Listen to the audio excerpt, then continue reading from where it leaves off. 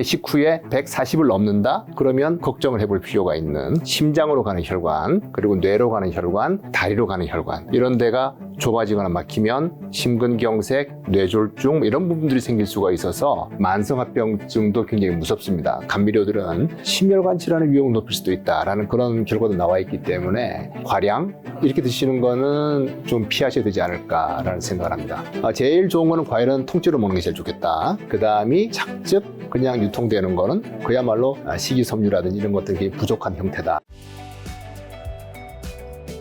자, 교수님께서 전문 분야가 당뇨병과 비만, 고지혈증 이런 걸 담당하는 내분비 대사내과 여기 이제 근무하시는 건데, 교수님을 찾아오는, 이게 또 과마다 다 다를 거잖아요. 환자들의 특징이. 교수님을 찾아오는 환자들의 특징 같은 것들 뭐 한 3가지 정도 있다면 뭐 생활 습관이나 어떤 거든요. 뭐가 있을까요? 일단 기본적으로 다 당뇨병이거나 아니면 고도비만 환자들이십니다. 고도비만. 근데 당뇨병 환자들의 생활 습관 중에서 뭐 특이한 게 있느냐 싶지만 사실 아무 특이한 게 없을 수도 있어요. 저희하고 굉장히 비슷하게 생활하시는데 다만 당뇨병이 생길 수 있는 그런 어떤 유전적인 성향이 있다든지 뭐 그런 부분 때문에 병이 생길 수 있거든요. 그러니까 뭐 환자분들께서 뭐 잘못하신 건 없어요. 없지만 우리하고 똑같이 사는 평범한 사람인데 그냥 당뇨병이 있을 뿐이다. 이런 분들이 굉장히 많고요. 가끔은 이제 정말 너무 많이 드시고 운동도 안 하고 뭐 이렇게 지내시는 분들이 있긴 하지만은 상당히 많은 분들은 그냥 우리가 주변에서 보는 일반적인 분들이십니다. 그냥 당뇨병에 걸렸을 뿐이죠. 자, 그럼 당뇨병. 사실 저희 아버지도 몇십 년 동안 당뇨병에 걸려 계시고, 그 다음에 많은 분들 중에서 사실 당뇨병 환자가 좀 꽤 많이 있잖아요. 굉장히 많죠. 굉장히 많이 들었고, 뭐 이게 생명과 직접적으로 막 위험성을 주는 거는 아닌 걸로 알고 있긴 한데, 그럼에도 불구하고 당뇨병이 무서운 이유는 뭔가요? 네, 그 생명과 직접적으로 연결될 때도 있습니다. 너무 심한 고혈당이 있거나, 그 다음에 치료를 할 때 혈당을 낮추는데 이게 그 정상보다 더 내려가는 걸 우리 저혈당이라고 불러요. 저혈당이라고 하는 거는 자동차로 생각하게 되면 연료가 바닥난 거거든요. 멈추겠죠. 그렇기 때문에 당뇨병 치료를 하는 데 있어가지고서 특히 인슐린 주사를 맞으시는 분들은 저혈당이 생기게 되면 굉장히 위험할 수가 있고요. 그 다음에 굉장히 높은 그 고혈당 때문에 문제되는 수가 있는데 특히 1형 당뇨병 환자들은 인슐린이 안 나오기 때문에 인슐린 주사를 안 맞았거나 아니면 1형 당뇨 진단받을 당시에는 주사를 안 맞고 있는 상황이잖아요. 굉장히 높게 올라가는 수가 있어요. 그래서 의식을 잃고 그 응급실로 실려오는 수도 있고요.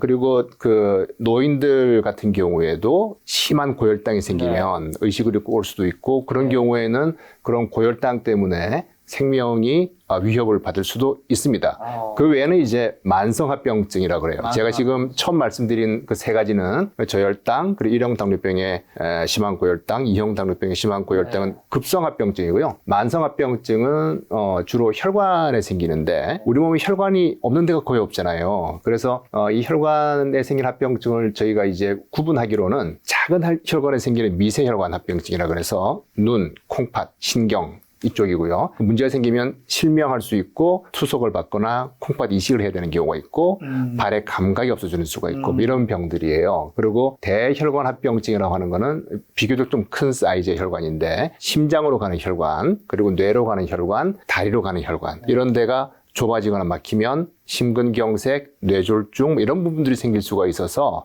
그런 만성합병증도 굉장히 무섭습니다. 그래서 급성합병증과 만성합병증을 다 고려를 하셔야 되겠습니다. 자, 그럼 아까 전에도 초기에 원인 얘기해 주시긴 했는데 당뇨병에 걸리는 진짜 원인은 뭐고 모든 병이 그렇겠지만 유전적인 요소는 또 얼마나 있는 건가요? 병의 원인이라고 할 때 우리가 단일 원인에 의한 질환이 있을 수도 있어요. 예를 들어서 췌장을 잘라낸 거예요. 췌장에 종양이 있어가지고 췌장을 다 잘라내면 췌장에서 인슐린이 안 나오겠죠. 그것에 의해서 생기는 그런 당뇨병이 있을 수 있지만 우리가 흔히 일반적으로 보는 그 당뇨병을 2형 당뇨병이라고 그러고요. 그리고 또 이제 주로 소아연령에 발병하는 1형 당뇨병도 있는데 이런 병들은 다양한 요인이 관여하기 때문에 복합적입니다. 다양한 유전자, 다양한 환경인자가 작용하게 되고요. 대개 그 2형 당뇨병이 90% 이상을 차지하기 때문에 우리가 당뇨병이라 그러면 2형 당뇨병이구나 라고 생각을 하시거든요. 그렇다면 2형 당뇨병의 유전적인 요인은 어떠냐 하는 부분인데 대개 그 2형 당뇨병 환자가 있으면 집안에 당뇨병 환자가 또 있는 경우가 많이 있습니다. 그래서 부모 양친 중에 한 분이 당뇨병이 있으면 위험이 2배, 두 분이 다 있으면 3배 혹은 4배까지 위험이 증가될 수가 있을 정도로 그런 어떤 유전적인 영향들이 꽤 크게 관찰되는 것이 2형 당뇨병의 특징이죠. 그렇다고 해서 유전자가 있다고 해서 다 생기는 건 아니에요. 아니고 어떤 환경적인 요인들, 그러니까 뭐 운동을 안 하고 뭐 많이 먹고 살찌고 뭐 스트레스 많이 받고 이런 거에 의해서 발생할 수가 있겠습니다. 그럼 되게 복합적인 거라서 뭐 하나를 딱 집을 수는 없겠네요. 그렇죠. 딱 하나 집을 수가 없는 게 특징입니다. 예. 근데 한국인은 어쨌든 뭐 예전보다는 체격이 커졌지만 그래도 서양인보다 훨씬 날씬하잖아요. 그렇죠. 근데 당뇨병에 걸린 이유는 뭐죠? 일단 대사적인 특징이라고 보시면 되는데요. 그 우리나라 사람들은 비만도가 서양 사람처럼 그렇게 높지 않더라도 그렇죠. 당뇨병 발병 위험도가 커집니다.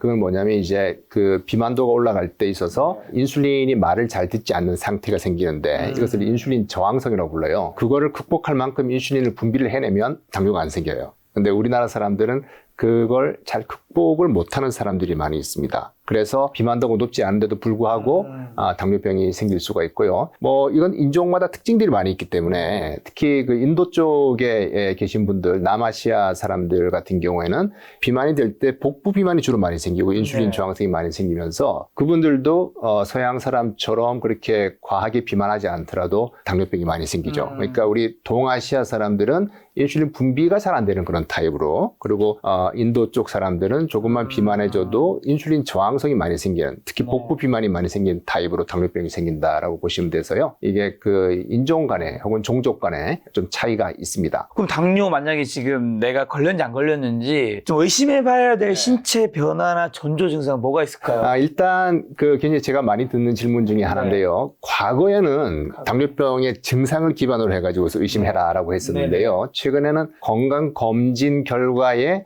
수치 때문에 오시는 분들이 더 많습니다. 그래서 난 특별한 증상은 없는데 건강검진을 했더니 혈당이 조금 높다고 합니다.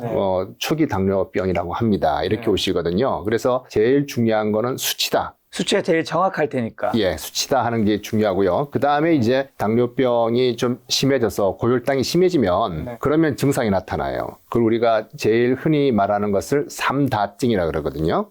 삼다증이 이제 다음 단뇨 다식인데 혈당이 높아서 그 혈중에 있는 포도당이 소변으로 빠져나가는데요. 이때 소변을 많이 보게 돼요. 그래서 다뇨, 그리고 소변을 많이 보니까 물을 많이 먹겠죠. 다음, 그 다음에 소변으로 포도당이 나가니까 양분이 빠져나간 거잖아요. 그렇게 되니까 또 계속 먹게 됩니다. 다식. 그래서 다음 단뇨 다식, 이 삼다증이 있고 잘 먹는데도 불구하고 살이 빠지는 그런 증상이 생깁니다. 그래서 우리가 이거를 설명할 수 없는 체중 감소라고 해요. 잘 먹는데 왜 살이 빠져? 이건데 잘 먹지만 몸이 이용을 못하고 소변으로 빠져나가 버리기 때문에 살이 빠지죠. 그런 증상이 있으면 당뇨병을 의심을 하셔야 됩니다. 그럼 잘 먹는데 살이 막 쪄요. 그럼 당뇨가 아닌 거예요?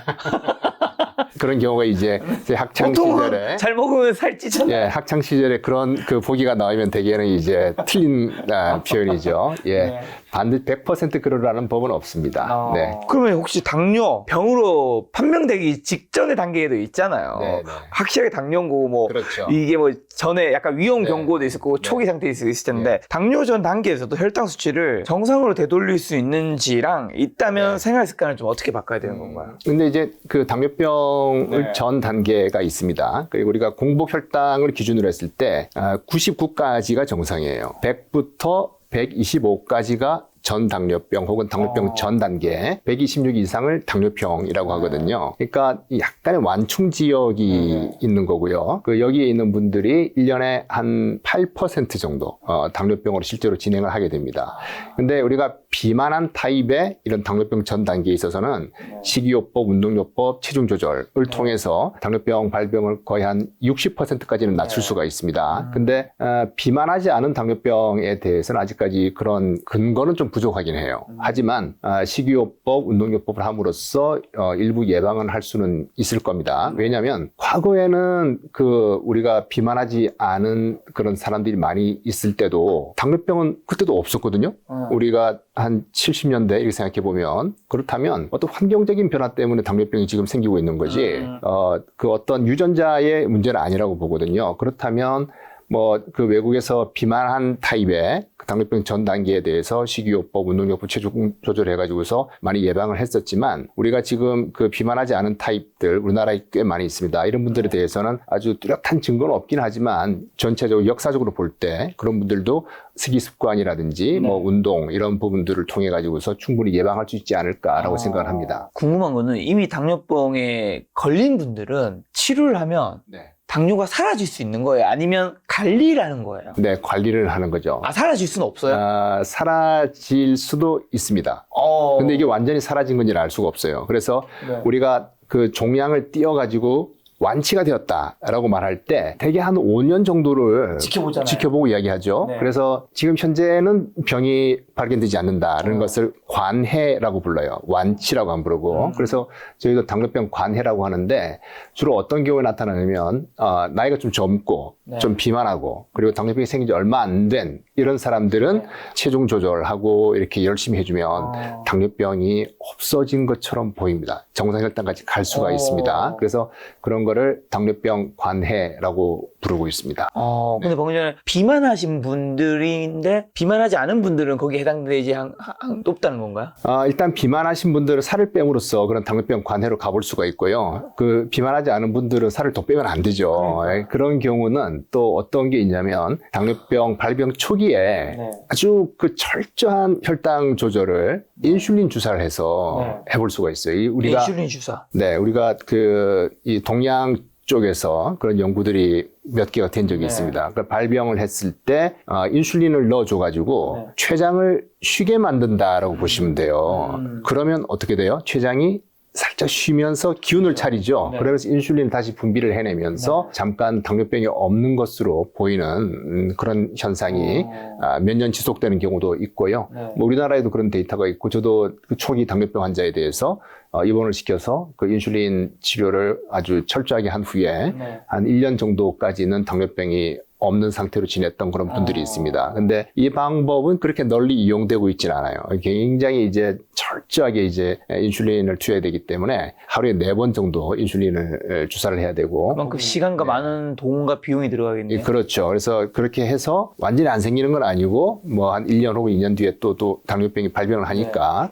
하여튼 그 아주 비가역적인 건 아니다 하는 거고요. 특히 비만한 타입은 체중 조절을 통해서 충분히 해볼 수 있다. 그다음에 비만하지 않은 타입이 조금 어려운데 방금 말씀드린 것처럼 당뇨병 생겼을 초기에 철저한 혈당 조절을 하면서 잠깐 당뇨병이 사라지는 경우도 생긴다라고 말씀드릴 수가 있습니다. 사실 저희 아버지께서 그 당뇨병이 있으시기 때문에 제가 그 어느 때보다도 이게 마치 내일처럼 느껴지면서 지금 인터뷰를 하고 있으면서 지금 시간도 이른 시간이 아니라 지금 저녁 한 7, 8시 됐는데 너무 궁금한 게 많은데 그럼 혈당 얘기해 주셔서 당뇨병 환자인 분들은 이 혈당 스파이크라는 거를 굉장히 조심해야 되는 거예요? 네, 그렇죠. 그 일단 혈당 스파이크라고 하려고 그러면 식전 혈당은 대개는 정상을 유지를 하고요. 그렇죠. 식사에서 쭉 올라갔다가 급격히 뚝 떨어지는 그 모양이 혈당 그래프를 그리면 모양이 스파이크처럼 보입니다. 이거 찔리면 아플 것 같아. 이런 모양으로 뾰족하게 나오는 이게 혈당 스파이크고요. 당뇨병 환자는 공복도 높거든요. 식전도 높아요. 식후도 더 올라가요. 이렇게 막 하고 그다음 저혈당까지도 쑥 내려갔다가 오기도 하고 인슐린을 좀 많이 맞았다든지 하게 되면 그래서 당뇨병 환자는 혈당 스파이크라고 표현할 정도가 아니라 거의 혈당 롤러코스터다. 이렇게 보면 이 그래프를 보면 저런 거가 롤러코스터였으면 굉장히 스릴감 있겠다라고 느낄 정도로 식사 전에 되거든요. 그러면 공복 때 혈당이 어느 정도부터 다시 위험하다고 말씀 좀 정리 한번 해주신다면? 공복 혈당 일단 진단 기준은 우리가 공복 혈당이 126 이상을 우리가 당뇨병의 진단 기준을 잡습니다. 그리고 이제 그 당뇨병 전 단계가 100부터이기 때문에 일단 공복 혈당이 100을 넘는다고 하게 되면은 이제 긴장을 하셔야 되는 거죠. 당뇨병이 생길 수가 있다. 126을 넘었으면 이거 당뇨병이구나라고 생각하는 거고요. 그러면 100 아래는 괜찮나? 할 때 나 99야 그랬을 때 애매하잖아요, 그렇죠? 그게 100에 가까울수록 위험하다. 또 이제 당뇨병 전 단계로 넘어갈 찬스가 있고요. 보통 완전 정상인 거는 보통 몇 이하로? 일단 99 이하입니다. 99 이하인데 근데 그 예를 들어서 뭐 20대 젊은 사람이 99다. 그래 좀 높은 쪽이라는 거죠. 20대라면 조금 더 낮은 쪽으로 90보다 좀 더 아래쪽으로 가 있을 가능성이 많이 있는데 100으로 가까이 가 있으면 이런 분들도 문제가 될 수 있다. 그래서 이게 한 10수년 전에 그 이스라엘의 군인들을 대상으로 해서 연구됐던 바가 있었어요. 그래서 완전히 정상이라고 하지만 그래도 100에 가까이 가 있는 젊은 사람들은 추적을 해보니 100에서 좀 멀리 떨어져 있는 더 낮게 가 있는 사람들에 비교해서는 나중에 당뇨병이 더 생기더라라고 돼 있기 때문에 이 수치라는 것이 어떤 그 연속선상에 쭉 있기 때문에 어디를 딱 끊어서 어디부터 정상이다 아니다고 말하기가 어려운 부분이 있습니다. 자, 그러면 어쨌든 식전에는 이렇고 식후에 혈당도 뭐 좀 체킹을 해야 되는 건가요? 예, 식후 혈당은 우리 좀 어려운 게 우리가 표준화된 방법으로 테스트를 해야 되는데요. 그러니까 뭐 음식이 다 다르니까. 예, 다 다르죠. 그래서 표준화할 수 있는 거는 포도당 용액을 마시고 하는 경구 포도당 부하 검사인데 아마 자녀를 출산하신 그 우리 구독자분들이 계시면 다 해보셨을 거예요. 우리가 그 임신성 당뇨병 진단을 위해서 임신 24에서 28주에 경구 포도당 부하 검사를 하거든요. 그래서 포도당이라고 하는 거는 소화가 될 필요가 없이 그냥 흡수만 되면 되는 거예요. 그래서 그리고 일정한 양을 투여할 수 있기 때문에 그렇게 했을 때 그 마시고 나서 2시간째 혈당이 200을 넘으면 당뇨병, 그리고 이제 139 이하는 정상, 140부터 199까지가 내당능 장애라고 불러요. 이것도 당뇨병 전 단계인데 그런 상태로 우리가 이제 평가를 할 수가 있죠. 근데 밥은 도대체 얼마나 먹었는지 그렇죠. 어떤 반찬을 먹었는지 알 수가 공기도 없어요. 공기 크기가 다 다르니. 그렇죠. 그래서 표준화할 수는 없지만 그래도 우리가 그 연소혈당 측정기라는 그 기술이 나와서 그걸 채워서 보니까 완전히 정상인 사람은 전체 그 시간의 한 96% 정도는 140 아래쪽에 있어요. 그래서 식후에 140을 넘는다? 그러면 살짝 그 걱정을 해볼 필요가 있는 그런 수치다라고 볼 수가 있고요. 180을 넘었다? 이렇게 되면 이건 확실히 이상하다라고 보시면 되겠습니다. 그럼 많은 분들이 이 영상 보면서 지금 나도 설마 그런 거 아니야 이제 걱정하시는 분 많을 텐데 굉장히 많으실 겁니다. 그분들이 지금 뭐 대학병원 가려면 다 머니까 힘들기도 하고 동네 어느 병원에 가서 뭐라 말하면 되는 거예요? 그럼 이제 기본적인 검사를 하려면? 일단은 검사를 해보지 않으면 수치를 모르시겠죠. 그러니까요. 그래서 대개는 그 집안에 당뇨가 있는 그 분들이 아버지 혈당 측정기 가지고 재봤더니 얼마 나왔어요. 이렇게 이야기를 하시고 아니면 이제 건강검진 받았더니 수치가 이렇게 나왔어요. 이렇게 되는 거고요. 특수한 기계가 있어야지 혈당을 잴 수 있기 때문에 본인이 식후 혈당이 얼마나 나는지 알 수는 없죠. 특수한 경우를 제외하고는. 그래서 만약에 이제 집안에 당뇨가 그 있는 그런 분들은 가정에 비치된 그 부모님 혈당계를 이용한다든지 해서 한번 측정을 해볼 수는 있습니다. 동네 병원 갈 때는 내과를 가야 되나요? 내과, 뭐 가정의학과 뭐 다 가시면 될 것 같고요. 근데 한 가지 중요한 건 뭐냐면 이렇게 집에 측정하는 거 가지고서 당뇨병을 진단을 할 수는 없습니다. 진단을 할 때는 진단적 검사가 필요하기 때문에 확진을 하기 위해서는 병원을 방문하셔가지고서 피를 뽑아서 하는 검사를 하셔야지 되겠습니다. 우리나라 근데 당뇨 환자가 몇 백만 명으로 추산돼요. 500만 명 이상이 된다 그러고 있죠. 굉장히 많습니다. 거의 뭐 10분의 1이네요. 그렇죠. 성인 30세 이상 성인 인구를 따지게 되면은 거의 뭐 6명 혹은 7명 중에 한 사람, 7명 한 사람이 당뇨병이고요. 그다음에 그 당뇨병 전 단계는 거의 한 3분의 1 정도 될 정도로 그렇게 되니까 제가 아까 그 검사를 해보시면 깜짝 놀라실 분 많다고 자신 있게 말씀드린 이유가 되게 즐거워하시는데요. 30세 이상에서는 한 절반 정도는 이 연소혈당 측정기라든지 이런 걸 해보게 되면 깜짝 놀라시게 됩니다. 근데 정상인 사람들은 완전히 정상으로 나와요. 아무 문제가 없어요. 뭘 먹어도 잘 안 올라가진 않는데 문제가 있으신 분들은 검사를 해보시면 식후에 이제 삐죽 올라가는 이런 스파이크를 발견하실 수가 있죠. 혹시 당뇨에 걸리신 분들이 신체에도 나타나는 좀 변화나 이런 게 있나요? 뭐 알 수 있는? 신체에 이제 우리가 인슐린 저항성의 지표로 나타날 수가 있어요. 그건 대개는 비만한 사람들인데요. 이 목 접히는 부분, 목 뒤에 겨드랑이 이런 데가 검게 변하는 그런 증상이 생깁니다. 지금 없으십니다. 일단 검지 않습니다. 일단 이 목 뒤쪽을 좀 보셔야 되는데. 일단 첫 번째 통과. 목 뒤쪽이 까매지고 이렇게 되는데 색깔만 까만 게 아니라 만져보면은 좀 벨벳처럼 만지셔도 됩니다. 없습니다. 다행이다. 약간 벨벳처럼 해서 이렇게 부드러운 그런 형태로 되는 수가 있어요. 그래서 그 흑색 가시세포증이라고 하는 좀 어려운 말인데 그런 거가 인슐린 저항성이 있을 때 생기는 그런 지표가 될 수 있고요. 사실은 제일 크게 흔히 나타나는 건 뭐냐면 복부 비만이죠. 복부 비만. 복부 비만이 흔히 나타나고 그다음에 상처가 났을 때 잘 아물질 않는다라는 저희 아버지 잘 안 났더라고요. 그런 이야기 이야기를 하시고요. 뭐 그런 부분들이 많이 있습니다. 그리고 아주 혈당이 높을 때는 아까 말씀드렸던 그 삼다증, 체중 감소 등이 있고, 심지어는 이제 눈도 좀 침침하게 보일 수도 있고, 뭐 그런 비특이적인 증상들도 많이 있습니다. 자, 그러면 아까 전에 이제 치료 방법도 살짝 뭐 얘기해 주셨는데 이미 당뇨병 걸린 분들이에요. 네. 뭐 어떻게 해야 됩니까? 어떻게 치료해야 일단은 그 당뇨병 치료 원칙은 식이요법, 운동요법이 기본이 되면서 그다음에 약물요법을 적절하게 해야 되는데요. 합병증 유무에 따라서 크게 달라져요.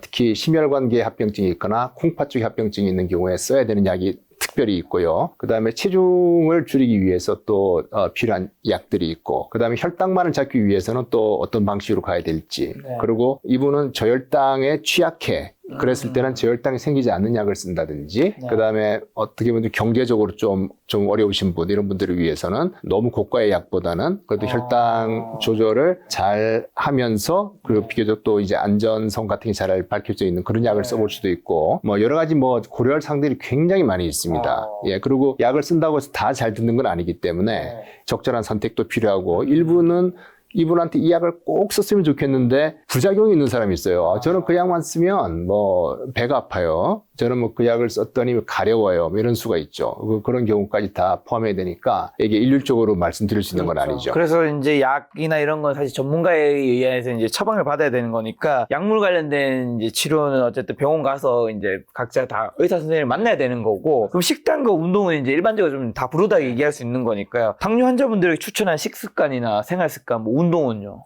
일단은 그 체중을 감소해야 되느냐 이 부분이죠. 이제 비만하냐 아니냐인데, 이제 비만 혹은 과체중인 사람들은 체중을 감량할 수 있는 그런 다이어트가 필요합니다. 결국은 이제 칼로리를 줄여야 된다라고 하는 부분이고, 운동은 이제 기본적으로 모든 사람들한테 추천이 되고 있는 부분이고요. 유산소 운동 같은 경우에는 일주일에 150분을 하라고 되어 있는데, 뭐 하루에 적어도 30분 이상 5일은 해주시면 되겠죠. 뭐 그런 정도 최소한을 추천하고 있고, 근력 운동도 같이 좀 해주면 좋겠다. 뭐 이런 부분들이 있습니다.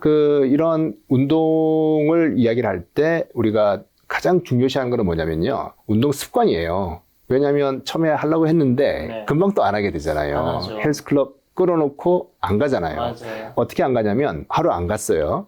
내일 꼭 가야지. 그걸 가시면 또 가요. 이틀을 안 갔어요. 그럼 진짜 안 가게 돼요. 그럼 안 가게 돼요. 그래서 우리 그 당뇨병 학회에서 이틀 연속으로 운동을 쉬지는 마시라 라고 하는데, 이 부분은 한번 새겨보실 필요가 있습니다. 연초에 작심삼일 되는 게 다 그거거든요. 이틀 연속을 안 하면 잊어버려요. 내가 결심을 했다는 사실을 잊어버리는 수가 있기 때문에 절대로 이틀 연속 운동을 쉬지 않도록 노력하시기 바랍니다. 제가 한 달에 러닝을 한 200~300km 뛰거든요. 네. 그렇게 열심히 뛰는데도 이틀만 안 뛰잖아요. 네. 나가기가 싫어요. 그렇죠. 네. 맞습니다. 뭐든지 다 똑같은 것 같습니다. 근데 당뇨 환자분들이 그러면 그런 오해도 있잖아요. 오해일 수도 있고 이것 때문에 그럴 수도 있는데, 당을 많이 먹기 때문에 당뇨 환자가 된다. 요거 어느 정도 맞는지랑, 그다음에 그럼 당이 있는 음식은 당연히 조심해야 되는 건가요? 당이 있는 음식을 많이 드시면 당뇨병 위험이 높아집니다. 높아지는데, 그러면 기름진 거는 괜찮으냐 하는데요. 결국은 칼로리 밀도가 높은 음식을 많이 먹는 거, 이거죠. 칼로리 밀도가 낮은 음식은 많이 먹어도 문제가 없어요. 예를 들어서 뭐 양배추를 이만큼 먹었다고 해서 뭐 혈당이 확 오르거나 그러지는 않는 거죠. 그렇죠? 근데 이제 뭐 설탕이 많이 들어가 있는 이런 부분들, 그런 문제가 될 거고, 치즈 한 조각이다. 이런 거가 거의 대부분 보면은 이제 양배추 하나 하고 맞먹을 수도 있거든요. 사이즈에 따라서 다르긴 하겠지만은. 그래서 그 칼로리 밀도가 높은 음식을 많이 먹게 되면은 결국은 비만이 되고, 결국 그 혈당이 오를 수 있는 위험이 많이 생깁니다. 그래서 꼭 설탕만이 문제가 아니라 기름진 음식들도 마찬가지일 수 있다. 그리고 특히 초가공식품이라고 있어요. 초가공식품은 일단 그 음식을 봤을 때 가공 정도가 너무 심해서 재료가 뭐였는지를 몰라요. 딱 봐서. 소시지 같은 거? 소시지 같은 거죠. 이게 뭘로 만들었지? 알 수가 없잖아요. 그렇죠. 갈아버려서 돼지로 해버리니까. 만들었는지, 뭐 소고기로 그렇죠. 만들었는지. 예. 그리고 어떤 뭐 청량음료 이런 거, 뭐로부터 만드는 건지 알 수가 없는 이런 부분들이 초가공식품들인데, 이런 그 초가공식품들이 설탕 함량이 굉장히 많고요. 그리고 이제 뭐 스낵 과일류는 또 기름이 또 많이 있을 수가 있겠죠. 그리고 나트륨도 많이 있을 수가 있고 각종 첨가물 이런 것들이 있기 때문에 그런 부분들은 당뇨병을 예방하기 위해서는 피하시는 것이 좋겠습니다. 그런 이제 그러면 초가공이 아닌 뭔가 굉장히 건강해 보이는 네. 과일. 근데 제가 듣기로 또 과일이 이제 당이 많기 때문에 네네. 당뇨 환자분들은 조심해야 된다는 얘기도 있고. 그렇죠. 정상인 사람들은 뭐 과일 드셨을 때 큰 문제는 없긴 합니다만은 근데 이제 너무 많이 섭취하시는 게 문제가 되겠어요. 그러니까 저희 뭐 못 살 때는 뭐 뭐든지 많이 없었으니까 문제가 안 되는데 지금 쉽게 구할 수가 있고 그리고 옛날하고 지금하고 또 과일은 너무 많이 달라진 거가 계속 품종 개량을 당이 해서 너무 너무 달아졌습니다. 그래서 과거에는 사실 과일을 설탕에 찍어 먹기도 했잖아요. 지금은 전혀 그럴 필요가 없기 때문에 당도가 높아졌기 때문에 섭취량을 좀 조절하실 필요가 있고요. 하지만 과일은 다양한 비타민, 그리고 이제 미네랄, 그리고 식이섬유, 그리고 폴리페놀 등등 굉장히 좋은 그 영양 성분들도 많이 가지고 있기 때문에 굉장히 좋은 음식입니다. 하지만 당도가 너무 높고 할 수 있으니까 너무 많이 드시는 건 좀 문제가 있겠다. 약간 적정한 양을 먹어야 되는데 그렇죠. 그러면 과일에서 좀 먹었을 때 괜찮은 과일과 당뇨 환자분들이 좀 이거는 좀 조심해야 되는 과일은 어떻게 나뉠까요? 일단 그 과일에 따라서 이제 당뇨병 발병의 위험을 또 본 연구들도 있어요. 그런 걸 보면 대개는 껍질이 많은 이런 겁니다. 저희가 껍질 위주로 되어 있는 걸 생각해 보시면 아마 저 블루베리 생각해 보시면 껍질 못 까먹죠. 포도도 이제 껍질째 먹으면 꽤 도움이 될 수가 있겠습니다. 껍질째 먹는 게 좋다는 거군요. 껍질 좀 두꺼운 애들 있죠. 그런 부분들이 과거에 이제 논문이 나와 있는 부분이 있습니다. 정상이었던 사람들을 쭉 추적을 했을 때 과일 섭취에 따라서 당뇨병 발병률을 봤을 때 블루베리나 포도류 같은 경우에는 당뇨병 발병 위험이 좀 낮았고요. 멜론 종류가 좀 이제 당뇨병 발병을 좀 높이는 너무 당이 높을 것 같은데요. 이거는 껍질을 못 먹잖아요. 껍질 못 먹죠. 멜론 껍질 먹었다는 사람 본 적은 없습니다. 수박도 못 먹죠. 안쪽에 있는 걸 먹게 되는데 굉장히 당도가 높은 그런 게 있어서 연구는 그랬던 거고요. 근데 이제 섭취량이라든지 이런 부분들을 또 고려하고 또 본인의 건강 상태 이런 걸 따져서 보셔야 되고요. 제일 뭐 바람직하게 한다 그러면 혈당을 재면서 내가 얼마나 올라가는지를 보면서 이제 드시게 되면 제일 좋기는 합니다. 그 과일마다. 그렇죠. 내가 무조건 그냥 피한다 이런 것보다도 그리고 무조건 이건 좋아 이런 것보다도 과일에 따라서 또 다르겠지만 사람에 따라서도 다르거든요. 이제 김 작가님은 드셔도 괜찮은데 저는 먹으면 올라갈 수도 있고 반대일 수도 있고 하기 때문에 한번 재보시는 게 좋고요. 그 다음에 손끝에서 혈당을 재시는 분들은 한 가지 주의사항이 있어요. 뭐냐면 과일을 만지고 나서 그 손을 씻지 않고 손끝을 찔러서 피를 내서 하는 검사들이 있잖아요. 그러면 이 당분이 묻어서 혈당이 굉장히 높게 나오는 수가 있어요. 자기는 정상인데 높게 나오는 수가 있습니다. 실제로 제가 아는 지인의 따님이 혈당이 갑자기 너무 높게 나왔다. 그래서 전 연락이 왔었는데 손을 씻고 다시 한번 재보십시오. 네, 정상으로 나왔어요. 이게 과일에 있는 당분이 손에 묻어 있는 거를 이거를 이제 요새 오토란셋이라 그러는데요. 찔러가지고 피를 내서 할 때 당이 묻어 나와서 그게 재질 수가 있거든요. 그렇게 되기 때문에 과일 드시고 혈당이 높은지 낮은지를 측정해 보실 때 손을 잘 씻고 하셔야지 아니면 나 당뇨인가 봐 라고 걱정하실 수가 있습니다. 그런 주의하시기 것도 바랍니다. 체크해봐야 되면 우리가 요즘에 워낙 인터넷이 잘 돼 있고 챗GPT도 잘 돼 있으니까 과일마다 당이 이제 함량이라든가 그게 있을 거잖아요. 그렇죠. 그게 당이 너무 높은 거는 아예 안 먹거나 아니면 그런 함량이 많을수록 좀 적게 먹고 당이 적은 거는 좀 더 많이 먹어도 되고 이런 식으로 접근하는 것도 그 사실은 좀 어렵습니다. 왜요? 그게 이제 계산이 좀 어려운 거가 우리 처음에 말씀하신 혈당이 얼마나 올라가느냐 이거를 혈당 지수라고 그래요. 예, 그 GI라고 해서 글라이세믹 인덱스로 부르는 건데 그거는 50g의 탄수화물이 들어갔을 때를 이야기하는 거예요. 그러면 수박 같은 경우에는 그 한 100g 있으면 6g 정도가 탄수화물이거든요. 그거를 50g을 먹었다고 했을 때에 그 상대적인 혈당 지수라고 하기 때문에 실제 음식에 저걸 반영하는 건 아니에요. 그래서 이것까지 계산하면 공식이 좀 복잡한데 굉장히 복잡이겠군요. 그 혈당 부하라 그래요. 글라이세믹 로드라 그래가지고 혈당 부하라고 하는데 혈당 지수와 혈당 부하를 같이 놓고 보셔야지 알 수가 있고요. 근데 우리가 과일만 딱 먹었으면 모르겠는데 밥도 먹고 과일도 먹었어요. 그럴 때는 이게 반영이 안 됩니다. 반영이 안 됩니다. 그래서 굉장히 학구적이신 그런 구독자 분들께서는 데이터베이스 찾아보시고 이거 혈당 지수 얼마야, 이거 혈당 부하 얼마야 했는데 그렇게 안 나오는 거예요. 왜냐하면 다른 것도 드셨어요. 그럴 때는 안 맞거든요. 그래서 그런 그 이론적인 것보다는 저는 환자분들한테 그냥 한번 재보세요라고 해요. 이 정도 드시고 나서 재보시고 혈당 어느 수준까지는 뭐 섭취하셔도 될 것 같다 이렇게 말씀드리거든요. 그래서 한번 실험을 해보실 필요는 있습니다. 아주 궁금하시면. 맞아요. 자기가 직접 그 잴 수 있는 걸 사가지고 먹어보면서 뭐 어차피 우리나라 사람들이 대표적으로 먹는 과일은 한 10종류 이내인 거잖아요. 뭐 사과, 복숭아, 뭐 배, 딸기, 아까 말한 블루베리 이런 것들 해서 그 중에서 자기한테 좀 맞는 거 그게 좋은 방법이겠네요. 혹시 교수님 뭘 드시나요? 저는 아까 말씀드린 블루베리 굉장히 좋아합니다. 아주 좋습니다. 왜냐하면 껍질을 안 까도 되고 그냥 물에 그냥 씻어서 네. 자, 1부 주제로 이제 당뇨는 끝내려고 하는데 당뇨병 환자인 분들에게 뭐 1부에서 마지막 조언 한마디 좀 주신다면요.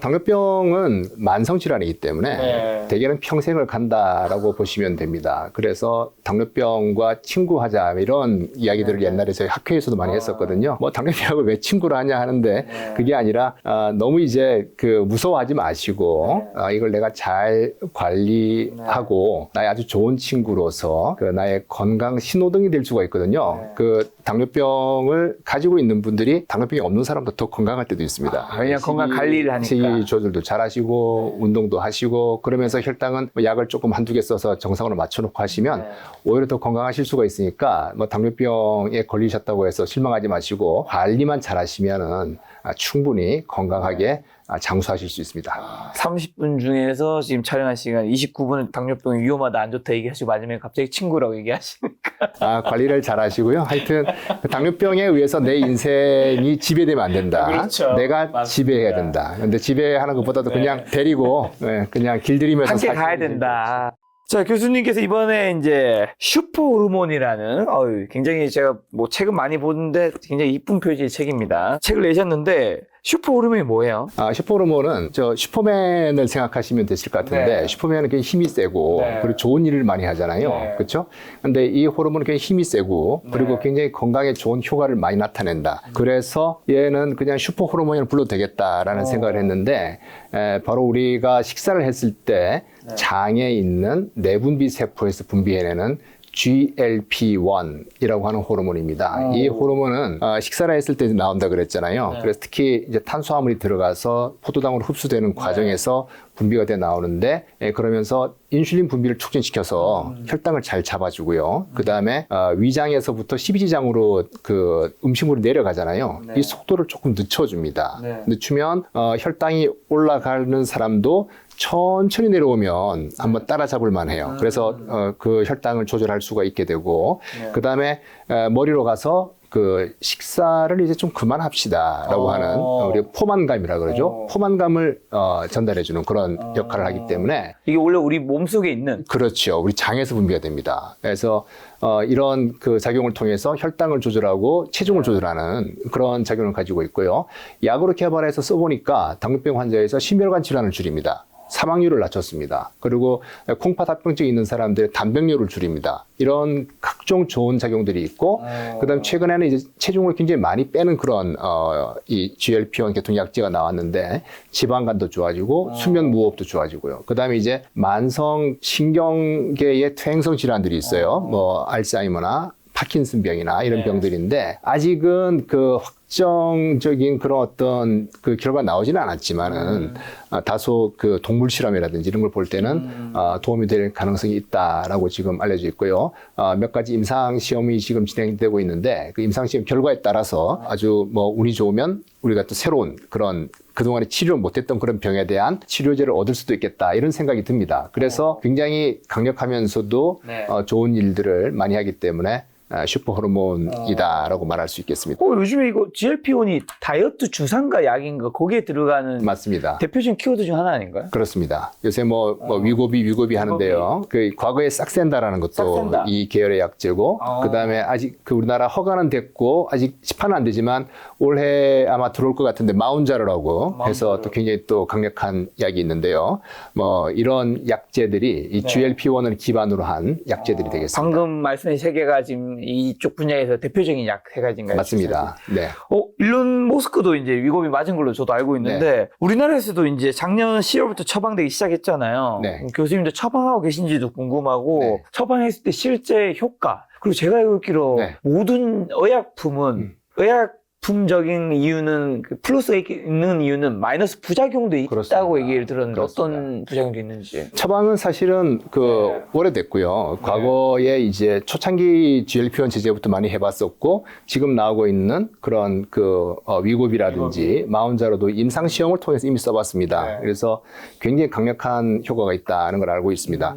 과거에 나왔던 약제들보다 최근의 약제들이 훨씬 체중을 잘 빼고요. 그러면서 부작용은 더 증가되진 않아요. 이 부작용 지금 이제 마이너스도 있다고 하셨는데 그 식욕을 억제하는데 이 부분이 과해지면은 메스껍고 토하고 그리고 변비가 생기거나 설사가 생기거나 이런 일들이 생길 수가 있습니다. 이런 위장관 부작용이 한 25%에서 한 40%, 많게는 50%까지도 나올 수가 있는데 대개는 초반에 생겨요. 초반에 생기고 이 몸이 또 익숙해지기 때문에 대부분은 견딜만 하신데 그래도 이걸 못 견디는 분들이 많이 계십니다. 그 부분이 제일 문제가 되겠고, 그 다음에 이제 췌장염의 위험을 올리는 약이 논란이 있는 부분인데요. 여러 임상을 통해서 봤을 때는 크게 위험을 올리는 것 같지는 않다라고 해서 최근에 좀 안심을 하고 있지만 그래도 췌장염이 일단 발생했다든지 이런 분들은 피하시는 거를 추천을 하고 있고요.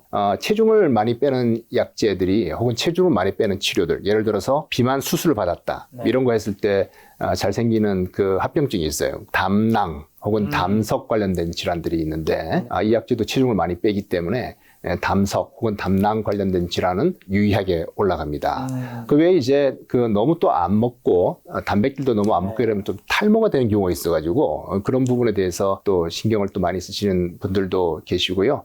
하여튼 약이기 때문에 또 저희가 온갖 부작용이 다 나타날 수가 있죠. 근데 사람 따라 다르고 다 다르죠. 평균적으로 볼 때는 그냥 이 위장관 관계된 메스껍고 토하고 하는 이게 제일 많고 나머지들은 굉장히 드물다 이렇게 생각하시면 되겠습니다. 어쨌든 효과는 굉장히 있다는 거네요. 그렇죠. 효과가 있고 부작용이 없는 약은 지금은 없는데요.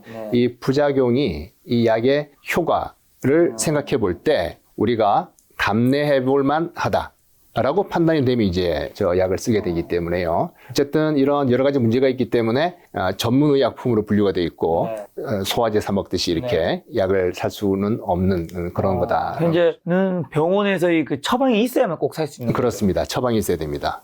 불법으로 유통이 되고 있다는 이야기도 들리는데요. 굉장히 조심하셔야 됩니다. 이게 또 위험성이나 부작용, 오남용 같은 문제가 있기 때문일 텐데 제가 위고비 일주일에 한 번인데 삭센다는 하루에 한 번 맞았어야 돼서 굉장히 불편함을 편리함을 많이 해결해서 요즘 이걸 많이 좋아한다고 하던데. 정확합니다. 삭센다는 이제 삭센다도 비교적 장기 작용형, 작용 시간이 긴 편에 속해요. 왜냐하면 초창기에 나온 약들은 반감 기간 3시간, 2시간 내지 3시간밖에 되지 않았거든요. 실제로 GLP-1은요, 우리가 주사를 하잖아요. 그러면 1분 내지 2분 만에 파괴가 됩니다. 근데 이거는 파괴가 되지 않도록 우리가 조작을 해놓은 거죠. 이 펩티드 호르몬인데 그렇게 해서 잘 깨지지 않고 그리고 또 특수한 조작을 해서 피 속에 오랫동안 안정하게 남아 있을 수 있도록 하는 그런 기술이 있습니다. 그래서 일주일에 한 번 주사를 하게 되는데요. 그러면서 이 혈중 농도가 비교적 일정하게 쭉 가는 거죠. 이렇게 가게 되면 우리 몸이 금방 좀 익숙해지고 오심, 구토, 이런 메스껍고 토하는 이런 부분이 좀 적어요. 근데 매일만 올랐다 떨어졌다 이렇게 되게 되면 그렇게 하면 아주 높은 용량을 쓰기가 좀 어려운데 이게 일정하게 쭉 가니까 조금씩 올려본 거예요. 그래서 위고비 같은 경우에 0.25, 0.5, 1, 1.7, 2.4 이렇게 용량 올리거든요. 이게 제제마다 아주 소량부터 시작해가지고 쭉 올리는데 최근에 위고비는 이제 한 달에 한 번씩 용량을 올립니다. 그렇게 해서 요렇게 가던 거를 요만큼 또 요렇게 가게 하고 요렇게 해서 쭉 이제 나중에 최고 용량까지 가게 되면 굉장히 혈중 농도가 많이 올라가거든요. 그러면 식욕을 더 강하게 억제하고 포만감을 더 증대시키고 해서 체중이 많이 빠지게 됩니다. 저 이런 비만 신약들이 비만과 당뇨 넘어서 다양한 질환과 효과 보이면서 이제 지속적인 관심 받고 있는데 말씀하신 대로 고지혈증, 심혈관 질환, 치매, 지방간에는 왜 효과가 있는 거예요? 일단 심혈관 질환이 왜 좋아지는지 정확히는 잘 모릅니다. 이게 왜냐하면 살이 빠져서 그럴까라고 했는데 살 빠지는 거하고는 크게 관계는 없는 것 같아요. 왜냐하면 살이 많이 빠지지 않는 이런 GLP-1 체제가 있거든요. 그것도 심혈관 질환이 좋아졌어요. 그래서 심혈관 질환이 좋아지는 거는 체중도 좀 빠지고 혈당도 좋아지고 그리고 고지혈증도 좀 좋아지고 염증도 좋아지고 다양한 것이 복합적으로 나타나는 것 같다. 단지 체중만 가지고서 되는 건 아닌 것 같아요.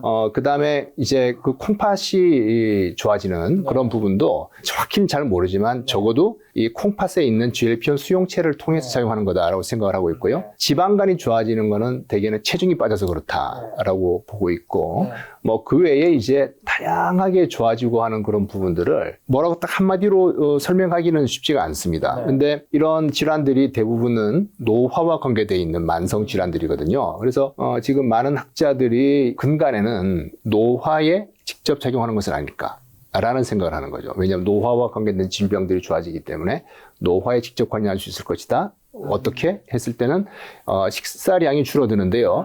우리가 칼로리 제한을 했을 때 노화와 관계된 부분들이 많이 좋아진다는 것은 많은 동물 실험을 통해서 알고 있습니다. 그렇죠. 그래서 칼로리를 일단 적게 먹게 되는 게 있고 그 다음은 이 약제가 염증, 전신 염증을 상당히 떨어뜨리는 작용이 있습니다. 그래서 이 염증과 노화라고 하는 이 두 가지 아주 그 기본적인 생명의 어떤 특성에 이 약제가 작용할 가능성이 있는데요.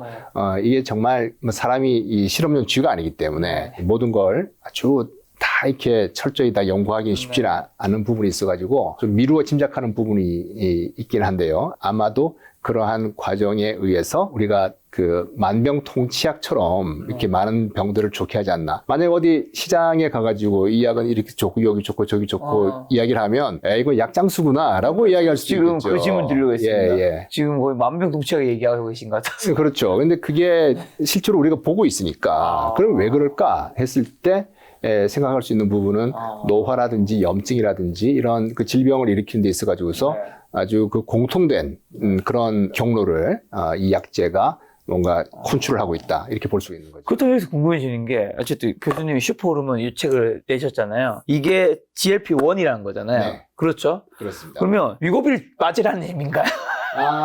네. 아니면 GLP-1을 뭐 인간의 노력으로 네. 더 많이 생성을 시킬 수 있는 방법이 있는 건가요? 일단은, 이 책을 낸 목적이 뭔가 궁금해져서. 네, 일단은 위고비라든지 이런 약제에 대해서 정확한 정보를 제공하고 싶었고, 그 다음에 우리가 실제로 그 분비를 촉진시킬 수가 있어요. 제일 좋은 방법은 식이섬유라고 보시면 됩니다. 식이섬유가 GLP-1 분비를 촉진시켜주고, 그 과정에는 장내 세균의 역할도 있습니다. 장내 세균이 또 GLP-1을 좀 더 잘 분비할 수 있도록 하는 환경을 만들어 줄 수가 있고요. 운동을 하시게 되면 또 장에서 이 GLP-1 분비가 또 촉진이 된다고 이렇게 알려져 있습니다. 그 근육에서 만들어지는 물질인데요. IL-6라고 해서 인터루킨 6라고 부르는데 이게 만들어져 가지고서 장의 내분비 세포에서 GLP-1 분비를 촉진시킨다라고 있기 때문에 식이요법, 운동요법으로 GLP-1을 분비를 촉진시키는 그런 해볼 수가 있는데 불행한 거는 이렇게 했을 때 한 2배 정도, 많으면 3배 정도까지 올릴 수 있을 텐데 그 정도로는 이제 혈당 조절이라든지 이런 부분에까지는 영향을 줄 수가 있는데요. 대개 우리가 약으로 쓰는 이런 주사제 같은 경우에는 그것보다 훨씬 높은 뭐 적어도 뭐 대여섯 배보다 더 높은 그런 용량까지를 가기 때문에 우리가 식이요법, 운동요법만 가지고는 한계가 있을 수 있어요. 그래서 사실 조금 무책임할 수도 있다는 그런 생각도 했었는데 GLP-1 맞은 것처럼 하시라라고 이렇게 맞은 것처럼 하셔라? 예, 맞은 것처럼 행동하시라라고 했는데 GLP-1을 맞으시면 음식을 평소보다 절반도 안 먹었는데 이미 배가 부릅니다. 네, 그걸 느낄 수가 있고요.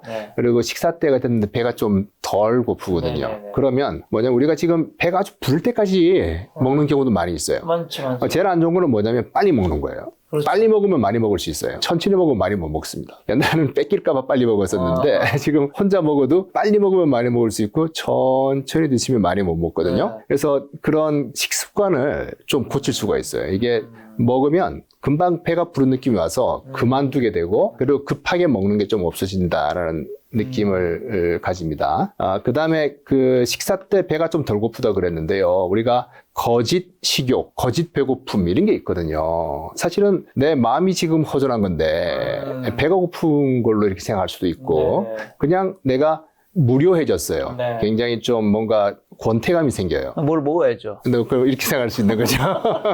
작가님은 달리기도 한다고 그러셨는데 뛰어나도 좋아지시잖아요. 맞죠? 예, 근데 이제 먹는 걸로서 이제 그런 거짓 배고픔을 스트레스를 푸는 것도 이제 해결하기 시작하면 그런 행동이 고착되고 강화되면서 점점 이제 수렁으로 빠져든다 그럴까요? 이렇게 안 좋은 일이 생길 수 있기 때문에 GLP-1 맞은 것처럼 행동하자라고 했는데 한번 맞아보시면 그 느낌을 알긴 하실 텐데 근데 이걸 병이 없는 분이 맞을 수는 없을 테니 식사량을 조절하시고 먹는 속도를 조절하시고 그 다음에 내가 지금 배가 고픈 건가 아니면 뭔가 그 다른 어떤 욕구가 채워지지 않는 건가 이런 부분들을 좀 생각을 해보시면 좋을 것 같습니다. 그럼 여기서 한 가지 더 여쭤보면 그 먹는 속도라든가 식욕을 사실상 인간이 조절하기 힘들기 때문에 그거를 약으로서 조절하게 만들어진 게 그래서 위법인 거잖아요, 사실은. 그렇죠. 그게 또 다른 것도 도와주지만 식욕도 떨어뜨리고 하는 게 어차피 너는 안 될 거니까 우리가 떨어뜨려 줄게잖아요, 솔직히 까놓고 얘기해서. 그럼 제가 궁금한 거는 본인이 당연히 이제 당연히 먼저 해야 되는 거는 본인 식이요법 하는 거고 운동요법 하는 거 너무 당연한 거잖아요. 이걸 하는데 당연히 비만이 좀 심하신 분들이나 뭐 다른 합병증이 의심되거나 하신 분들은 이 주사를 좀 더 빨리 맞아야 될 수 있는데 요 두 가지를 해서 이제 건강하게 살고 있어요.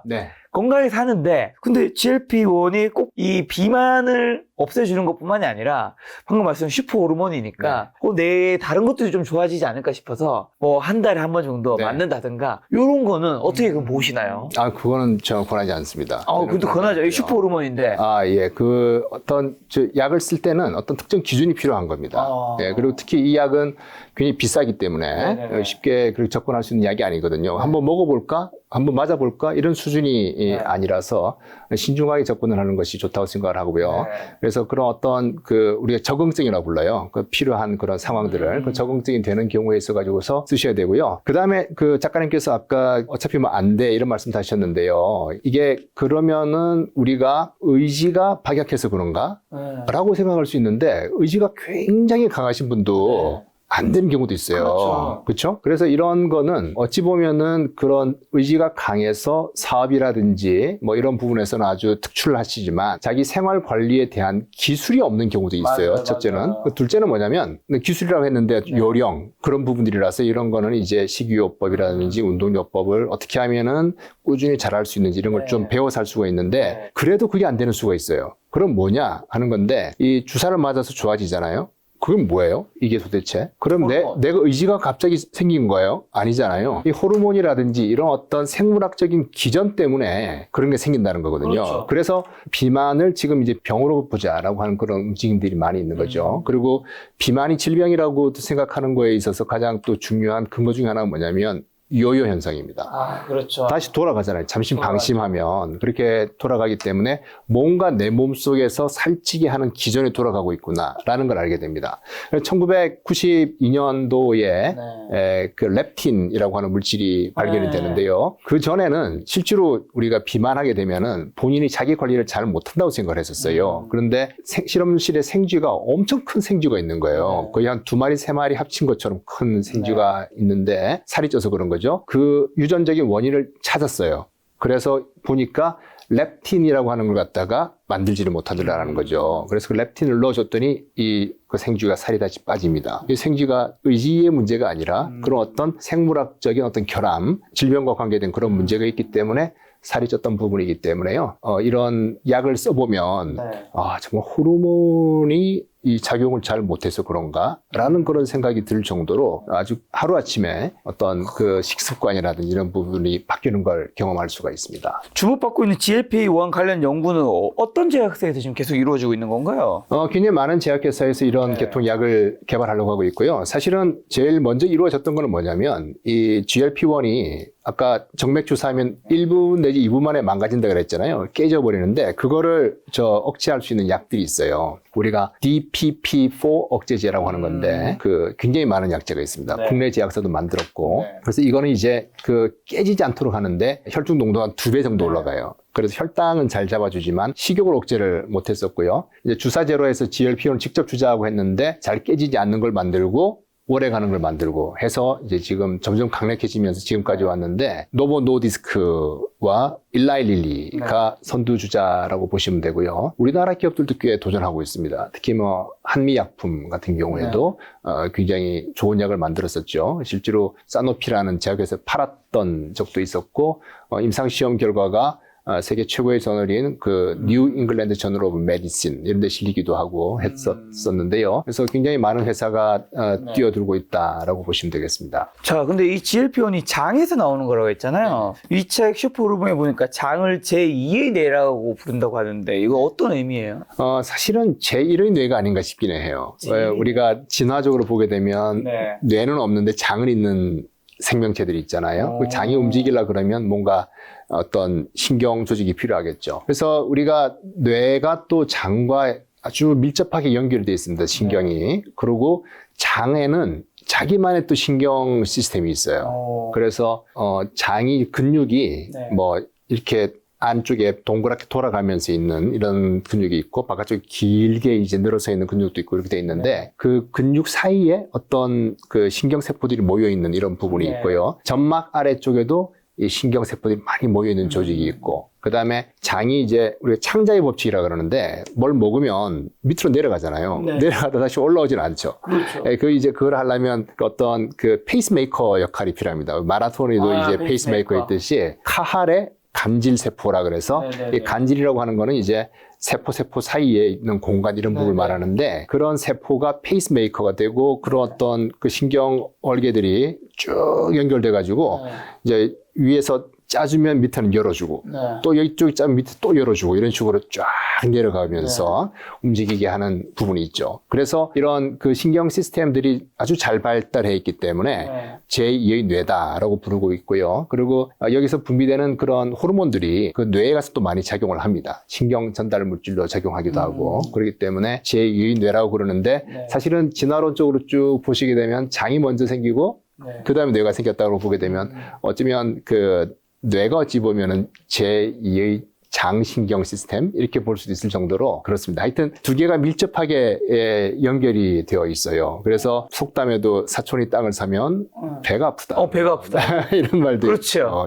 그렇죠. 왜 배가 아플까? 생각해보니까. 이순신 장군도 수루에 앉아서 어디서 일성호가는 남의 애를 끝나니 그러잖아요. 애가 창자거든요. 그러니까 뭐 어디서 들리는 한 줄기 피리 소리가 나의 창자를 끊는 듯한 느낌으로 슬프고 가슴 아프다 이런 뜻이겠죠. 그래서 이런 그 감정과 이 장의 어떤 연결 이런 부분들을 시적인 표현이긴 하지만 그리고 은유적인 표현이긴 하지만 많이 쓰고 있는 걸 봐서는 은연중에 우리 조상들도 알고 있었다 뭐 그렇게 생각해 볼 수가 있겠습니다. 자, 교수님과 이 슈퍼호르몬 책에 대한 이야기를 하고 있는데 나중에 이 GLP-1이 지금 우리가 알고 있는 것보다 훨씬 더 대단한 효과가 있을 수 있는 거겠네요? 네, 그렇습니다. 지금 우리가 GLP-1에 대해서 아는 거는 일부일 수도 있는 거죠. 앞으로 좀 더 많은 그 부분들이 밝혀지지 않을까 싶고요. 그리고 장에서 나온 호르몬들이 또 여러 가지가 있는데 이거를 동시에 타겟팅하는 그런 치료법들이 또 개발이 되고 있습니다. 그래서 GLP-1만 가지고서는 넘을 수 없는 벽을 다른 호르몬 수용체에 작용하는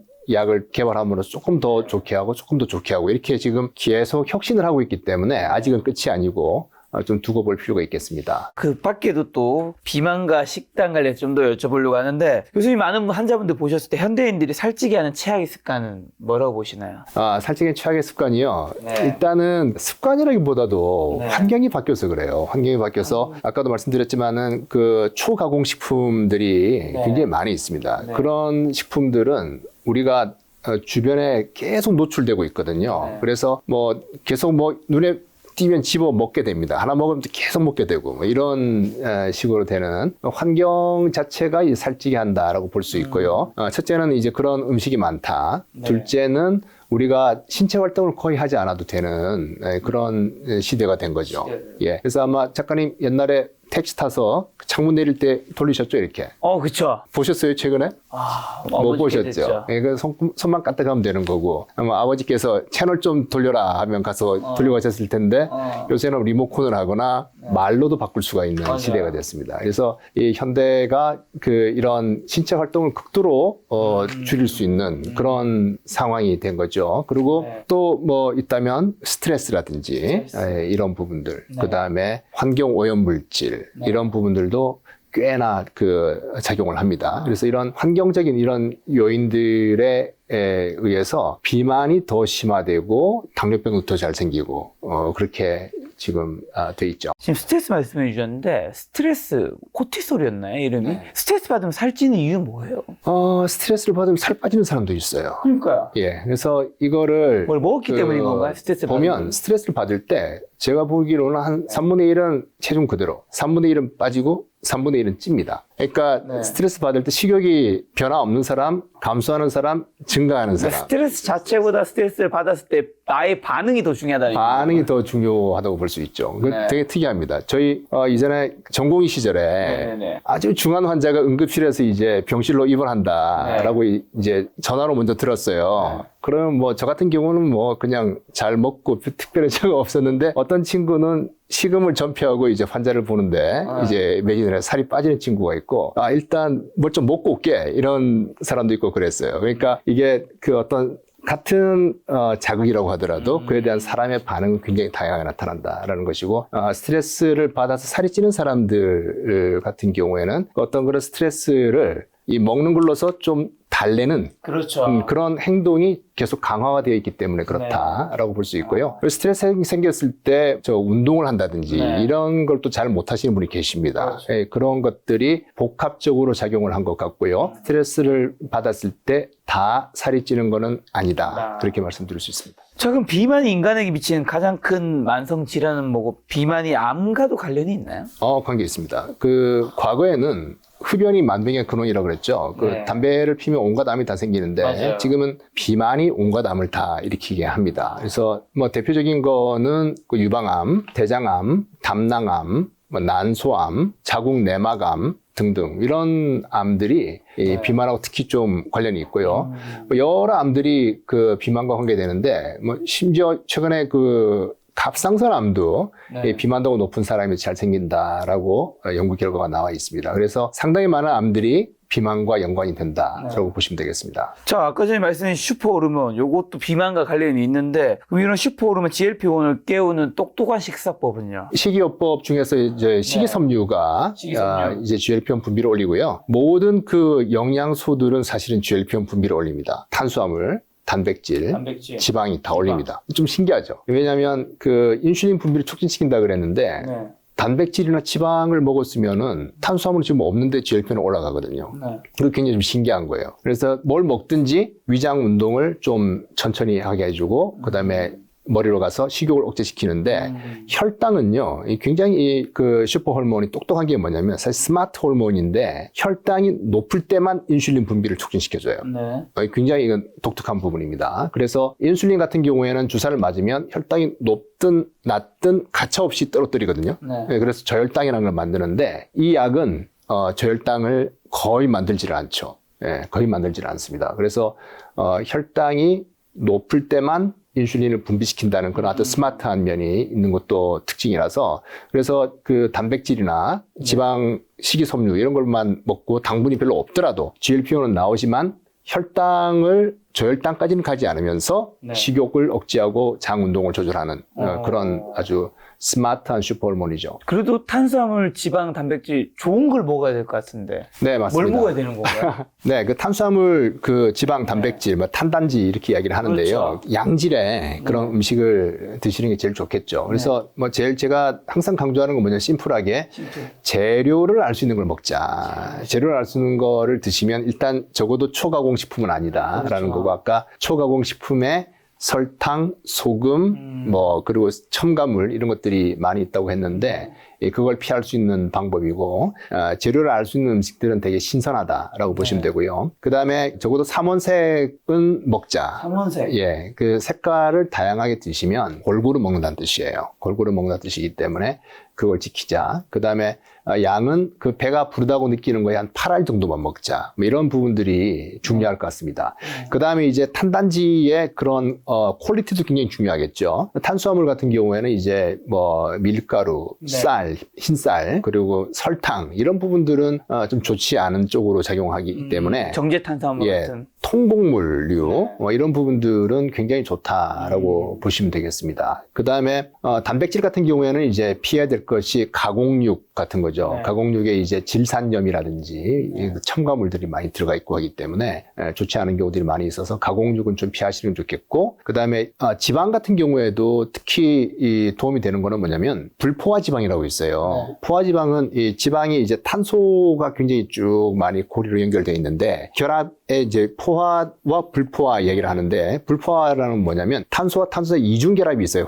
화학 이야기인데요. 그게 있는 건데 그 이중 결합이 하나 있는 단일 불포화 지방산이라는 게 있는데 대표적인 것이 올리브 오일입니다. 올리브 오일은 상당히 건강에 좋은 쪽으로 모든 데이터가 나오고 있고요. 그 다음에 불포화 지방이 단일이 아니고 좀 여러 개가 있는 이중결합 여러 개가 있는 형태의 불포화 지방이 있거든요. 흔히 알고 계시는 오메가3 이런 부분들이 있습니다. 네, 그런 부분들은 건강에 좋은 쪽으로 많은 데이터들이 나와 있는데 그 오메가3는 대개 이제 등푸른 생선에 많이 포함이 되어 있죠. 그래서 그런 부분들을 저희가 추천하고, 포화지방이라든지 이런 부분들, 그 다음에 이제 트랜스 지방이라고 있어요. 이거는 가공식품에 많이 나오는데 그건 지금 철저하게 지금 이제 그런 부분들은 컨트롤하기 때문에 아마 지금은 좀 찾아보기 쉽지는 않긴 하지만 그래도 이 가공 과정에서 트랜스 지방이 생길 수가 있는 부분도 있고 하기 때문에 그런 건 좀 피하시는 것이 좋겠습니다. 가장 궁금한 건 그런 거죠. 교수님 아침, 점심, 저녁 어떻게 드시나요? 어느 정도의 루틴이 있으실 것 같은데. 뭐 루틴은 시간이 얼마이냐 따라 다른 거죠. 예, 저도 이제 뭐 많이 해보진 않았지만 그래도 몇 개 만들어보고 하긴 했지만 간단할수록 좋은 것 같아요. 그렇죠. 간단할 좋은 것 같아서 원칙대로 한다 그러면 제가 주로 좋아하는 걸 생각해 보면 그냥 그리크 요거트에다가 그릭 요거트. 예, 거기다가 견과류, 그 다음에 블루베리.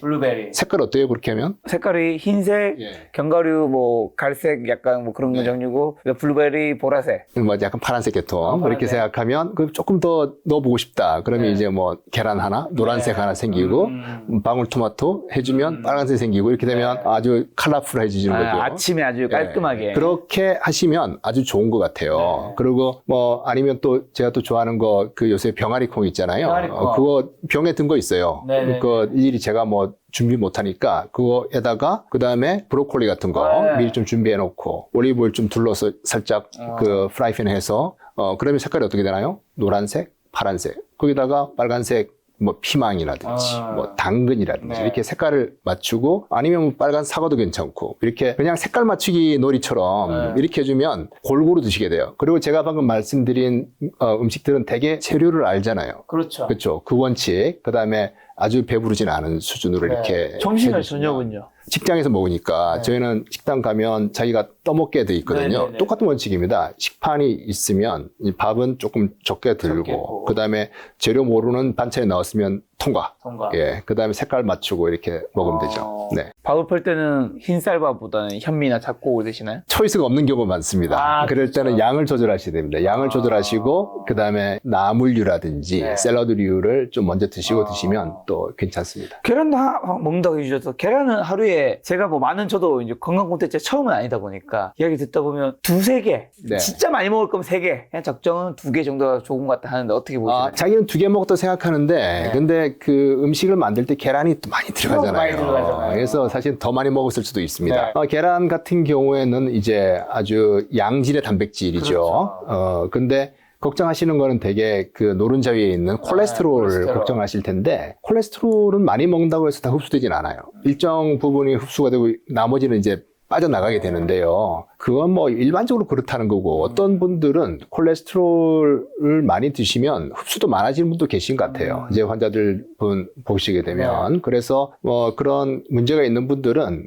한 번 정도는 콜레스테롤 수치를 좀 체크해 볼 필요는 있다고 생각을 하고요. 뭐 그렇지 않으면 뭐 그 드셔도 크게 문제될 건 없을 텐데 본인의 건강 상태를 좀 따져 보셔야 되고요. 뭐 계란만 드시는 분이 계신가요? 가끔 있었어요. 옛날에 달걀 다이어트 한다고 해서 삶은 달걀만 드시는 그런 다이어트라고 하셨는데 그런 정도가 아니라면 그냥 우리 상식적인 수준에서 드시면 큰 문제는 없지 않을까 싶습니다. 그리고 그 밖에 지금 먹어야 되는 음식이 먹지 말아야 되는 거는 아까 계속 반복해서 말씀해 주시는 재료를 알 수 없는 그리고 초가공식품 네. 이런 건 가급적. 그다음에 당이 높은 것도 먹으면 안 되는 거겠죠? 단순당이죠. 네. 입에 넣어가지고 단맛이 난다는 거는 네. 단순당이 있다는 네. 겁니다. 왜 전분 형태로 있으면 씹어야 돼요. 우리가 밥을 넣었을 때 달진 않죠. 입 안에 넣고 한 30초 씹으면 달아집니다. 네. 예, 타액에 있는 프티알렌이 나와가지고서 전분을 분해하거든요. 네. 그래서 입에 넣어서 당장 달다라고 하는 거는 상당히 그 설탕이 많이 들어가 있다라고 네. 볼 수 있기 때문에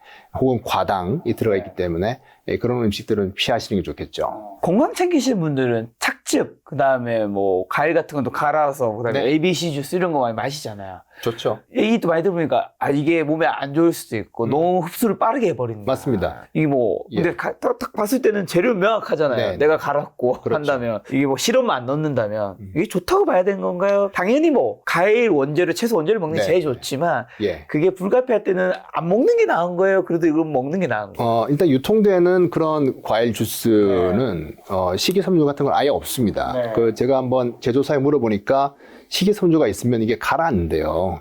착즙 주스도 우리가 세워놓으면 밑에 가라앉는 게 생깁니다. 이 식이섬유가 있는 부분들은 가라앉게 되고 위가 맑아지게 되는데 우리가 그냥 구입한 뭐 오렌지 주스라든지 이런 거 아무리 세워놔 보세요. 가라앉는 게 없습니다. 그렇죠? 식이섬유 같은 건 없다는 거예요. 그러니까 굉장히 당분 위주로 되어 있다라고 생각이 되기 때문에 그냥 일반적으로 유통되는 그런 그 과일 주스가 제일 나쁘겠다라는 생각이고 착즙을 하시게 되면 신선한 거잖아요. 그렇죠. 그렇죠? 그리고 식이섬유도 많이 들어 있어요. 네. 좋아요. 근데 이제 혈당 조절에 문제가 있는 분들은 이게 너무 빨리 흡수될 수 있는 형태로 돼 있다라는 그렇죠. 부분을 주의하셔야 됩니다. 마시면 그냥 들어온 거니까. 그다음 블렌딩한 그러니까 믹서기로 간 거, 통째로 갈아버린 거요. 이런 거는 더욱 더 걸쭉하죠. 스무디처럼 되는 거죠. 그거는 그 다음으로 또 좋긴 하겠는데 이것도 역시 흡수가 잘 되게 돼 있어요. 우리가 씹을 필요는 없잖아요.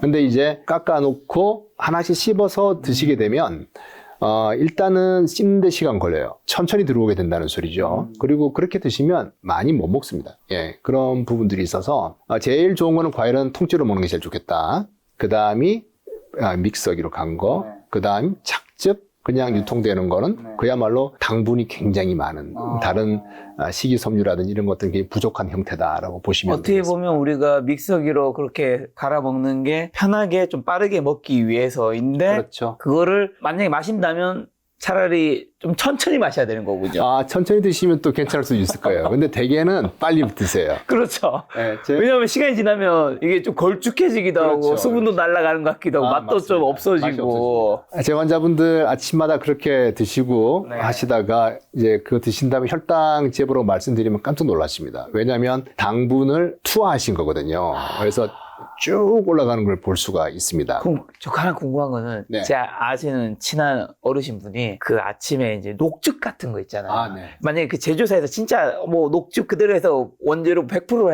했다 칠게요. 그거 이제 막 이제 배달로 오잖아요. 그래서 저는 녹즙 아주 위험할 것 같은데 생각했는데 어떻게 보세요? 잘 모르겠습니다. 사실 제가 그렇게 관심을 가지진 않았었는데요. 네. 그것도 사실은 그 즙으로 꼭 드셔야 될까 싶어요. 예, 사실은 집에서 만들어 드실 수도 있긴 하실 텐데 저는 우리가 전통적으로 소비하는 형태를 벗어난 그런 식사 문화는 뭔가 조금 한번은 좀 새겨볼 필요가 있다고 생각하는데요. 어떤 재료를 이용해서 즙을 만드셨는지 모르겠으나 하여튼 제철 채소 이런 거를 그냥 평소 드시던 방식대로 드시는 게 제일 좋지 않겠나. 그 녹즙 같은 거 드실 때 칼륨 같은 게 굉장히 많이 있기 때문에 그렇죠. 콩팥이 안 좋고 이런 분들은 또 좀 안 좋을 수도 있거든요. 그래서 어떤 음식이 좋다고 했을 때 그게 내 친구한테는 좋지만 나한테 좋으리라는 법은 꼭 있는 건 아니다. 100% 그런 건 아니다. 라는 점을 꼭 아셨으면 좋겠고요. 상식적인 수준에서 그냥 일반적으로 먹던 대로 우리 조상이 먹던 대로 그대로 드셔주시면 제일 좋지 않겠나 생각을 합니다. 최소한 3색은 맞추려고 한다고 얘기해 주셨잖아요. 저도 이제 교육 이런 걸 많이 찍다 보니까 제가 어느 책에서 봤는지 어느 분이 네. 얘기하시는지 기억이 안 나는데 우리 이제 유튜브를 만들다 보니까 사실 썸네일은 아무래도 조금 내용은 전반적으로 좋지만 좀 더 네. 자극적으로 뭐 암이 걱정되면 암 치료 이런 거 암세포 파괴하는 네. 뭐 무슨 과일 채소 이렇게 하는데 네. 제가 이제 그 되게 공감 갔던 게 사실은 어느 게 암을 치료한다라는 게 정확히 밝혀진 게 없고 네. 그렇기 때문에 채소나 과일에서 가장 중요한 거는 골고루 그렇죠. 그렇게 먹는 네. 거다라고 하는 게 좀 보다 보니까 그게 제일 맞는 말인 것 네. 같다라는 생각이 맞습니다. 들었거든요. 맞습니다. 하여튼 뭐 채소만 과일만 또 먹을 수는 없는 거잖아요. 그렇죠. 그래서 뭐 조금 이제 고급화되면 이제 탄수화물, 단백질, 지방 이런 부분들도 보충되는지를 네. 볼 수 있습니다. 제가 아침에 먹었다고 하는 그런 부분들이 사실은 단백질이 좀 많이 좀 부족한 그러네요. 그런 부분이었죠. 그렇다면 저녁에는 좀 뭐 생선이나 뭐 고기 반찬을 먹을까 이렇게 할 수 있는 거죠. 그래서 이게 참 쉽지는 않습니다. 예, 그렇죠. 좀 신경을 쓰실 필요는 있습니다. 같은 음식 먹는 순서 바꾸는 것도 좀 도움되나요? 살 빠지고 건강에? 순서에 대해서는 뭐 사실은 뭐 그냥 재미로 하는 이야기처럼 들릴 수도 있긴 하겠지만은 굉장히 많은 연구자들이 실제로 실험을 했었어요. 네. 그 대개는 뭐냐면 탄수화물보다는 다른 음식을 먼저 먹으라고 하는 건데 식이섬유가 많이 들어있는 샐러드라든지 그다음에 나물류라든지 이런 걸 먹고 나서 밥을 드시게 되면 밥 입장에서 한번 생각해 보세요. 밥 입장에서 내가 소화돼 가지고 장벽을 통해서 피 속으로 들어가야 되는데 풀숲을 헤치고 가야 되는 거예요. 어려운데요? 식이섬유가 있으니까. 그러니까 당연히 늦게 흡수될 수밖에 없는 거죠. 그리고 일부는 그 식이섬유 중에서 수용성 식이섬유 같은 경우에는요, 약간 스티키해요. 끈적끈적한 점성이 있어요. 네. 그래서 이런 거는 아까 계란 이야기 하셨는데 콜레스테롤을 흡착해서 끌고 나갈 수도 있습니다. 이런 그 물성이 있고 하여튼 그런 것 때문에 이 밥을 조금 뒤쪽으로 보내서 드시게 되면은 아무래도 흡수되는 속도는 느려진다라고 볼 수가 있겠습니다. 그리고 아까 이제 가당 음료 되게 안 좋다 했는데 가당 음료 몸에 얼마나 안 좋고 어쨌든 가당 음료를 좀 덜 먹으려고 제로 음료 먹는단 말이죠. 네. 우리가 제로 음료가 건강에 좋다고 생각하지 않습니다. 다만 콜라보다는 제로 콜라가 조금 더 낫겠지라는 믿음으로 네. 마시거든요. 요거는 맞는 건지. 저 제로 콜라 좋아합니다. 저도 제로 콜라 마시거든요. 이제는 가급적. 맛있습니다. 예. 네. 왜냐하면 인공 감미료 혹은 이제 대체 감미료라고 합니다. 왜냐하면 인공 감미료를 말해서 잘 안 쓰는 이유는 자연에도 존재하는 게 많이 있거든요. 스테비아라든지 에리스리톨, 뭐 자일리톨 이런 것들은 천연에도 존재하기 때문에 인공이란 말보다는 대체 감미료 혹은 비영양성 감미료 이렇게 얘기합니다. 왜냐하면 칼로리가 없기 때문에 이런 것을 적절히 섞으면 조미를 잘하면 원래 콜라 맛보다 더 좋게 만들 수도 있는 것 같아요. 그래서 최근에 그 콜라들을 그 제로 콜라들이 더 많이 이용되고 있는 것 같고요. 네. 그래서 이름도 바꿨잖아요. 옛날에 다이어트 콜라였다가 제로로 바뀌어서 꼭 다이어트만을 위해서 먹는 건 아니다. 그리고 심지어는 모 회사는 색깔도 자신 있게 빨간색으로 제로 콜라인데도 바꾸는 걸 볼 수가 있습니다. 그래서 최근에 이런 그 대체 그 감미료를 조미하는 그런 기술은 굉장히 많이 좋아졌다라고 생각을 하고요. 당분이 없으니까 혈당 안 올라가는 거죠.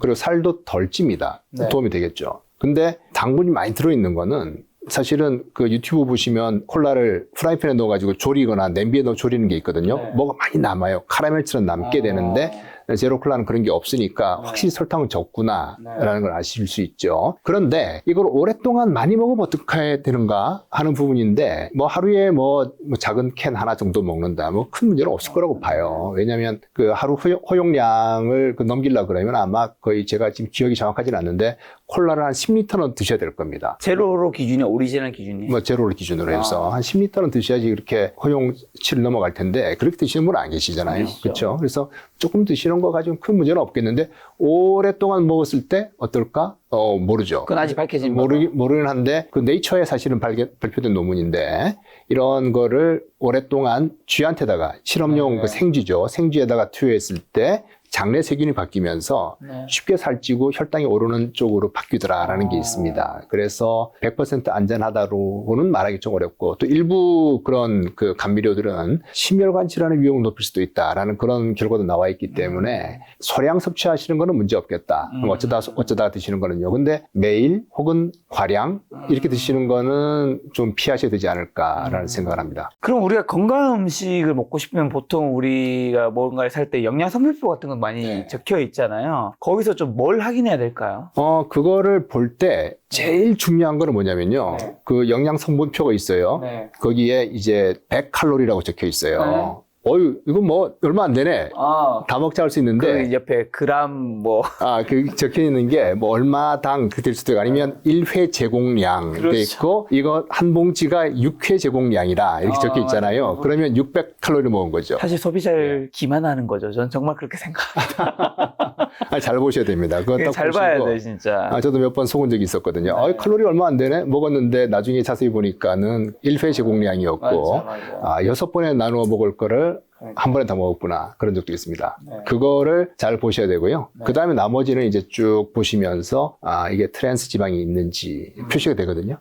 그런 부분들 보셔야 되고요. 우리가 그런 그 가공식품인데 영양 표시가 안 돼 있는 게 있어요. 딱 하나가 있어요. 우리 작가님 좋아하신다고 했던 술입니다. 와인 보시면 영양 성분이 표시되어 있지 않습니다. 그러게요. 왜 안 돼 있는 거죠? 안 해도 됩니다. 꼭 반드시 하지 않아도 되게 돼 있어가지고 술의 도수는 알코올 도수는 포함되어 있지만은 영양 성분이 표시되어 있지 않고 와인 라벨 보시면 산소를 없애기 위해서 하는 그게 아산화황인가 봅니다. 아산화황이 들어있는 것 같고요.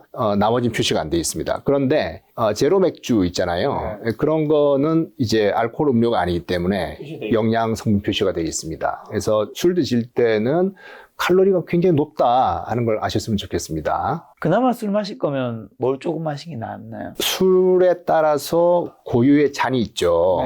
우리가 와인을 이 스트레이트 잔에다 마시진 않잖아요. 그러니까 와인잔 크죠. 그렇죠? 그 잔에 또 가득 따르는 건 아니죠. 와인을 일반적으로 따르는 그 정도 분량, 스트레이트 잔 같으면 또 한 잔, 소주잔에 한 잔, 모든 술이 한 잔 정도까지는 특별한 문제는 없겠다라고 생각을 합니다. 근데 이제 덩치가 큰 남성은 한 2잔까지는 큰 문제가 없겠다라고 하는데 최근에 이제 연구들을 보면 특히 이제 암을 연구하시는 분들은 한 잔도 나쁘다라고 이야기를 하시죠. 그리고 또 중요한 건 뭐냐면 조절할 수 있으면 좋은데 한 잔 드셨을 때 계속 2잔, 3잔 이러다가 이제 술이 나를 마실 때까지 이제 넘어가시게 되면 곤란하기 때문에 그런 부분을 좀 주의를 하셔야 되겠습니다. 그리고 또 잠을 잘 자야 살이 빠진다는데 사실인지랑 수면 부족 얼마나 몸에 안 좋나요? 일단 수면 부족이 얼마나 몸에 안 좋은지는 다 아시죠. 왜냐하면 잠을 잘 못 자면 그 다음날 안 좋잖아요. 이거 뭔가 안 좋아 하니까. 그리고 40대부터는 그 밤을 못 새겠어요. 안 되죠. 큰일 나죠. 너무 힘들어서. 힘들죠. 옛날과는 달라요. 저도 이제 그 인턴, 레이던트 1년 차 이럴 때 당직 서고 그 다음날도 쌩쌩했는데 그렇죠. 요즘 1시간 정도만 조금 잘 못 자도 좀 힘든 일들이 생기는 것 같습니다. 그래서 일단 수면은 그 다음날의 그 어떤 컨디션, 활력과 굉장히 중요한 연관이 있다라고 보여지고요.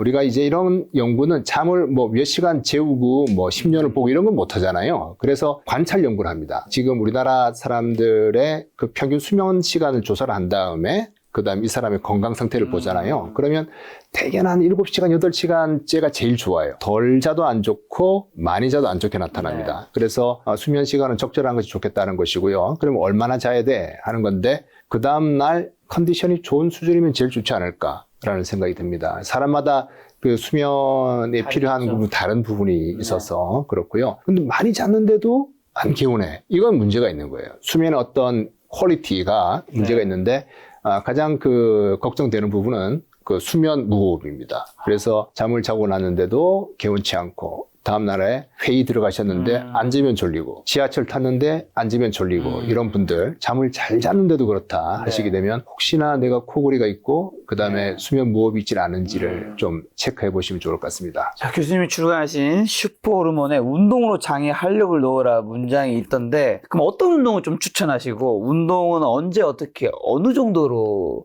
강도로 해야 하나요? 뭐 우리 저 작가님도 운동 많이 하시는데 그 운동을 물어보시는 그런 환자분들이 계세요. 어떤 운동 해야 됩니까? 교수님 도대체 뭐 유산소가 좋습니까? 뭐 저항 운동이 좋습니까? 뭐 필라테스가 좋습니까? 물어보시거든요. 그러면 일단 해보시고 뭐든지 다음에 와서 다시 알려드릴게요 라고 이야기합니다. 왜냐하면 어떤 운동을 하느냐의 문제가 아니고 운동은 하느냐 안 하느냐의 문제라고 보시면 돼요. 그래서 일단은 하나는 시작을 하시고 그 다음에 이제 습관이 붙으면 그때 이제 따져보실 필요가 있는데요. 유산소 운동과 그 다음에 저항 운동, 근력 근력 운동이죠. 같이 좀 병행을 하시고 그다음에 유연성 운동도 굉장히 중요합니다. 유연성 운동도 뭐 요가라든가 필라테스 같은. 네, 뭐 스트레칭만 해도 충분할 수도 있죠. 스트레칭도 하시고 그다음에 제가 제일 걱정되는 건 뭐냐면 저도 뭐 운동하다 다쳐봤지만 환자분들 운동하시다가 부상을 입는 경우 많이 있습니다. 있죠. 그래서 워밍업, 쿨링 다운 하셔야 돼요. 예, 꼭 하셔야 됩니다. 저도 그 워밍업 안 하고 했다가 한번 근육을 잠깐 다친 적도 있었는데요, 최근에. 그래서 그 아무리 바빠도 약간 그 스트레칭도 하고 좀 워밍업을 한 다음에 운동을 하셔야지 바로 이제 들어갔다가는 부상의 위험이 있기 때문에 예, 그런 부분이 있고 그리고 이제 뭐 러닝도 그렇고 그리고 뭐 웨이트도 그렇고 좀 그 배울 필요가 있는 것 같아요. 그렇죠. 그냥 무작정 하시다가는 효과도 잘 안 나타날 수도 있고 부상의 위험이 큽니다. 효과 측면에서 만보 걷기 하시는 분들 진짜 많잖아요. 맹목적인 믿음이 있는 분들 많고 하는데 당연히 안 걷는 것보다 걷는 게 좋겠지만 훨씬 좋죠. 만보 걷기 어떻게 보시는지랑 저는 걷기보다는 그래도 조금 뛰기를 하는 게 네. 무리 되지 않는 선에서 네. 하는 게 당연히 시간도 아끼고 몸에도 네. 또 좋지 않을까 싶은데 어떻게 네. 보시는지도. 움직이는 게 제일 중요하겠다라고 하는 부분이고요. 걷는 건 너무 좋죠. 그런 입장에서는. 네. 아예 안 움직이는 사람이 많이 네. 있으니까. 일단 만보를 걸어야 되느냐 하는 것인데 이 만보의 이야기 나온 것이 스텝 카운터라 그래가지고서 만보기라고 그러죠. 예, 그 걸음수를 측정하는 네. 기계인데 일본에서 처음 만들었는데 이름을 만보기라고 지었어요. 그래서 이제 만보가 나온 겁니다. 그래서 네. 어디 근거가 있는 게 아니라 그 상품이 이름이었다. 네, 만보기였다. 인바디 같은 이름 같은 겁니다. 그럼요. 여러분 저는 인바디가 그 회사 이름입니다. 많은 네. 분들 모르시겠지만. 네, 회사 이름이죠. 만보계라는 말이 나오면서 만보를 그려야 되는구나라고 생각을 했는데요. 네.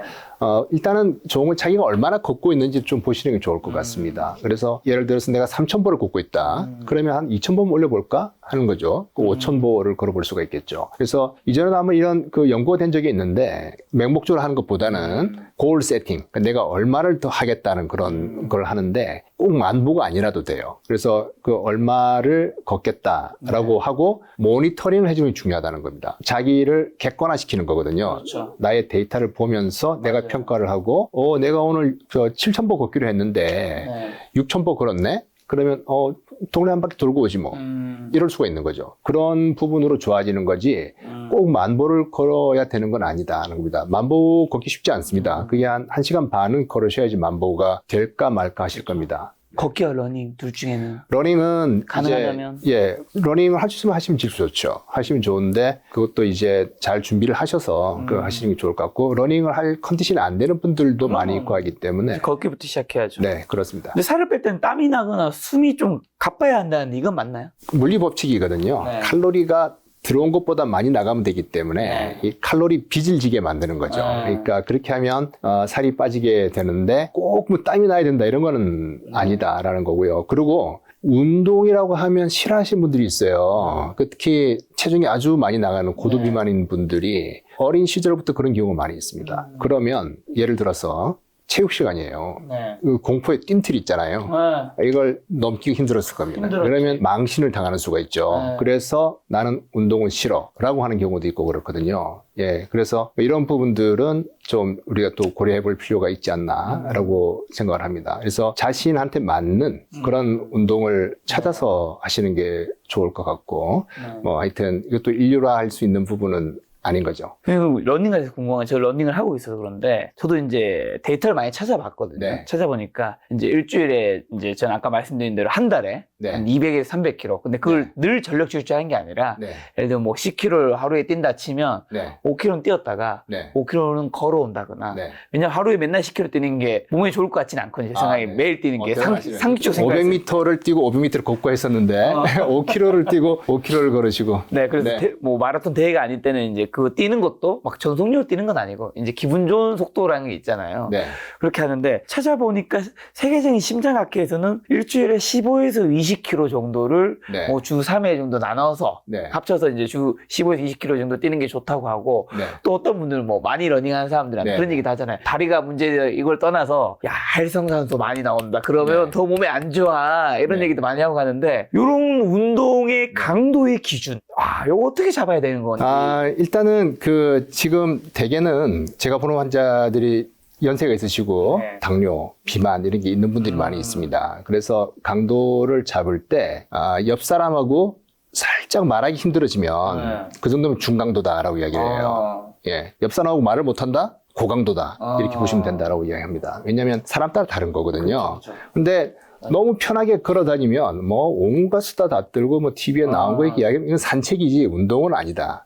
그러면 산책은 안 좋은가? 아닙니다. 그건 아니죠. 신체 활동으로 좋은 거고요. 운동의 효과를 좀 내겠다. 그래서 이제 심폐 기능을 좀 올리겠다라고 생각을 하면 쉽게 말씀드리면 그냥 그 옆 사람하고 좀 말하기 살짝 어려운 정도다. 네. 그 정도면 아주 좋겠다. 중강도. 예, 중강도쯤 된다라고 보시면 됩니다. 근데 어떤 분들은 등에 땀이 좀 날 정도면 중강도야라고 하는데 더우면 빨리 땀이 나잖아요. 추우면 잘 안 나고 그렇게 되니까 그 땀 나는 것보다는 대화를 할 수 있느냐 이런 부분들이 중요할 것 같습니다. 주변에 보면 저도 그렇지만 팔다리가 얇은데 배만 볼록한 마른 비만이 되는 경우가 많단 말이죠. 이건 어떻게 벗어나요? 저도 막 그렇게 원래 체격이 있는 편이 아닌데 살이 네. 찌면 이게 좀 팔 붙고 가슴에 붙으면 좋겠는데 늘 여기만 붙어요. 왜 얘는 내 몸은 그렇게 되는지. 네, 일단 뭐 근육도 많고 네. 배도 나오고 이런 경우가 있을 것이고요. 팔다리는 가는데 배만 나왔다고 하셨잖아요. 이티형 몸매 같은 거. 뭐가 문제인가요? 배가 나온 게 문제인가요? 팔다리가 가는 게 문제인가요? 어떤 게 더 문제이실까요? 배가 나온 게 문제 아닌가요? 팔다리가 가는 게 문제입니다.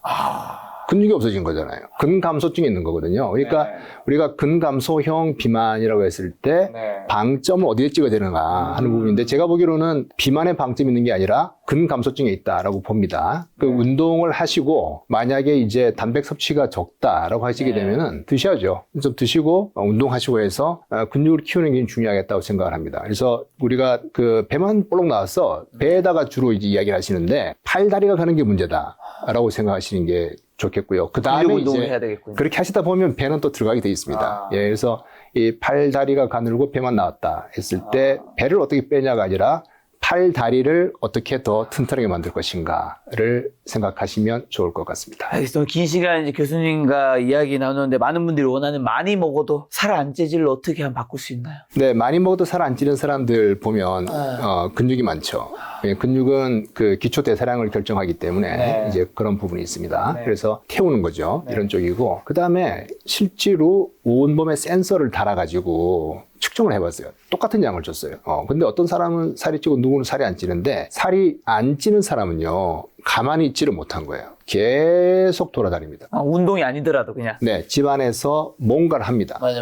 근데 살이 찌는 사람은 꼼짝을 안 합니다.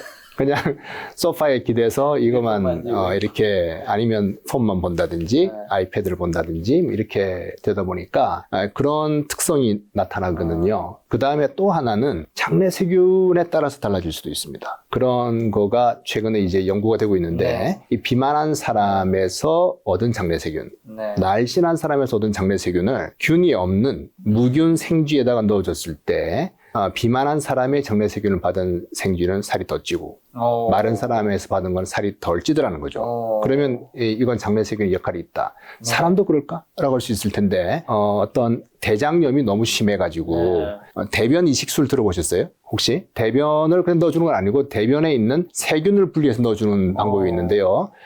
항생제 관련 그 장염이 있어요. 그게 낫지를 않을 때 어떤 항생제를 써도 안 되고 할 때는 그런 시술을 통해 가지고서 치료를 하는데 굉장히 효과가 좋습니다. 그래서 그런 방법을 했을 때 우연히도 변을 제공한 사람이 좀 비만한 자기 가족이었는데 그걸 받고 나서 살이 쪘다는 그런 보고가 있습니다. 그래서 사람에서는 이게 아주 많이 연구된 바는 없지만 그런 그 에피소드가 있다는 거 그리고 비만한 사람이 가지는 장내 세균의 특성이 있다는 거 이런 걸로 볼 때는 이 장내 세균도 일부 역할을 할 수 있다는 거겠죠. 이제 근육량, 기초대사율 같은 거죠. 그 다음에 이제 이런 장내 세균이라든지 이런 부분들이 중요하고 그 다음에 가만히 앉아 있는 사람과 자주 움직이는 사람 이런 게 있고요. 또 하나 충격적인 건 뭐냐면 실제로 연구 논문이 그 뉴 잉글리시 저널 메디신에도 실리긴 했었는데 친구가 비만한 사람을 가지고 있으면 자기도 비만해질 수가 있다는 거예요. 어쩔 수 없이 친구가 먹는 그거에 나도 같이 노출되고 나도 먹게 되고. 맞습니다. 제가 그래서 그런 실험을 가끔 해봐요. 저기 격식 있는 어떤 식사 자리면 먹기 좀 어렵잖아요. 어르신이 말씀하고 계시면. 그래서 제가 한번 뭐를 딱 먹어보잖아요. 따라 먹는 사람들이 생겨요. 그렇죠. 이게 이제 거울신경인데 네. 그래서 아마도 뭐 여러 가지 요인이 있을 겁니다. 그런 사람들끼리 모였을 수도 있고 그렇죠. 그럴 수도 있는데 실제로 이제 그런 데이터를 쭉 분석을 해보면은 그것만 가지고는 설명할 수 없는 그런 클러스터링이라 그러는데요. 네. 이렇게 뭉치게 돼 있는 부분이 네. 생깁니다. 그래서 어떤 사회적 요인도 무시할 수 중요하겠구나 없죠. 네. 그런 생각을 합니다. 저는 교수님 모시고 이 슈퍼호르몬 책에 대한 이야기 나누면서 당뇨, 비만 관련된 이야기도 여쭤봤는데요. 사실 당뇨, 비만 이게 이제 상위 카테고리라기보다는 어떻게 보면 하위 카테고리 그 위에는 이제 건강과 수명이라는 게 있는 거잖아요. 네. 내가 오래 살고 싶고 오래 사는데 건강하게 오래 살고 싶어서 이런 것들도 우리가 관심을 가지는 걸 텐데 건강과 수명 관련해서 교수님께서 저희의 시청자분들이 꼭 해주고 싶으신 아주 중요한 말씀, 조언 같은 거 하나 있다면요.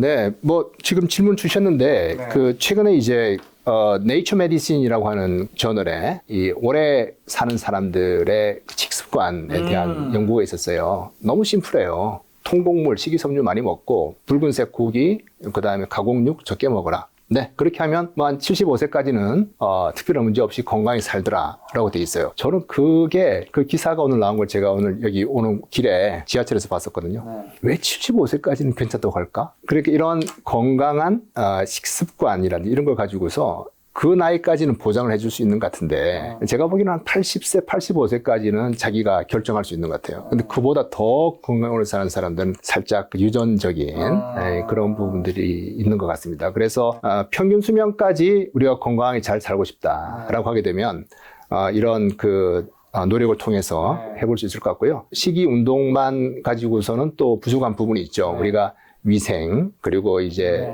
예방주사, 이게 중요하고요. 최근에는 정기적인 건강검진을 통해서 질병을 조기에 발견해서 치료하는 게 중요합니다. 특히 암도 빨리 발견해서 치료할 수 있는 암이라면 빨리 발견하는 게 좋겠죠. 그렇죠? 치료할 수 있을 때 치료할 수 있기 때문에 이런 현대의학의 힘을 빌리셔야 되고요. 그 다음에 이제 그 평균 수명보다도 더 넘게 건강히 잘 살고 싶다. 이런 부분에 대해서 이제 지금 우리 의학계에서 더 연구를 해야 되지 않을까라고 생각을 합니다. 뭐 최근에 뭐 조성노화라든지 이런 이야기들이 막 나오고 있지만은 뭐 그런 이야기는 나오지만 실제로 그걸 적용해가지고서 정말 사람이 오래 살았는가는 아직은 모르는 거거든요. 예. 그리고 이제 질병이 있는 경우에 치료를 했을 때 또 단축될 수 있는 수명을 더 늘릴 수도 있는 부분이고, 그래서 뭐 좀 복합적입니다만은 기본적으로는 식이요법, 운동요법, 그리고 이제 예방주사 맞고, 그 다음에 뭐 예방주사에 대해서 또 부정적인 부분도 있긴 하지만은 그래도 예방주사가 들어와서 전체 이 인구의 파퓰레이션 수준에서는 크게 좋아졌다고 봅니다. 그런 부분들, 그리고 건강검진, 이런 현대의학을 잘 활용하시고요. 지금은 이제 뭐 논문에서는 75세라고 그랬지만 되게 뭐 한 80세, 85세까지는 자기가 관리를 잘함으로써 건강을 유지할 수 있다고 보고 그 뒤에까지도 더 건강 수명을 늘릴 수 있는 부분에 대해서는 더 많은 연구, 그리고 좋은 약, 이런 게 만들어야 되지 않을까 싶습니다. 교수님 마지막에 말씀해 주신 네이처 메디슨에서 오래 살려면 통곡물 먹고 식이섬유 먹고 적색육, 가공육. 사실 강육 줄이고 그 얘기를 듣는 순간 어떻게 보면 우리가 사실 유튜브에서도 건강 콘텐츠가 되게 많잖아요, 요즘에. 근데 많은 분들이 막 특별한 걸 찾아가시는 것 같아요. 그래서 계속 클릭도 하고 조회수가 많이 나올 텐데 그게 어떻게 보면 우리가 예전에 정말 과거에 진시황이 불로초를 찾아 떠나는 거랑 좀 비슷하지 않을까. 맞습니다. 그냥 어쩌면 우리가 알고 있는 그 방법, 모두가 알고 있는 그 방법을 사실은 안 하고 있으면서 뭔가 특별한 아니면 쉬운 아니면 돈으로 살 수 있는 방법을 찾고 있는 건 아닌가. 그래서 내가 지금 먼저 해야 될 것을 우리가 알고 있는 그것을 일단은 당장 하는 게 훨씬 중요하지 않을까 좋은 생각이 말씀이십니다. 드네요. 다음번에 또 건강 관련해서 중요한 이야기가 생기면 또 교수님 모시고 좋은 얘기 한번 들어보겠습니다. 오늘 만날 손님은 조유민 교수님이었습니다. 지금까지 소중한 시간 함께 해주셔서 정말 감사합니다. 오늘도 김 작가였습니다. 고생 많으셨습니다. 감사합니다.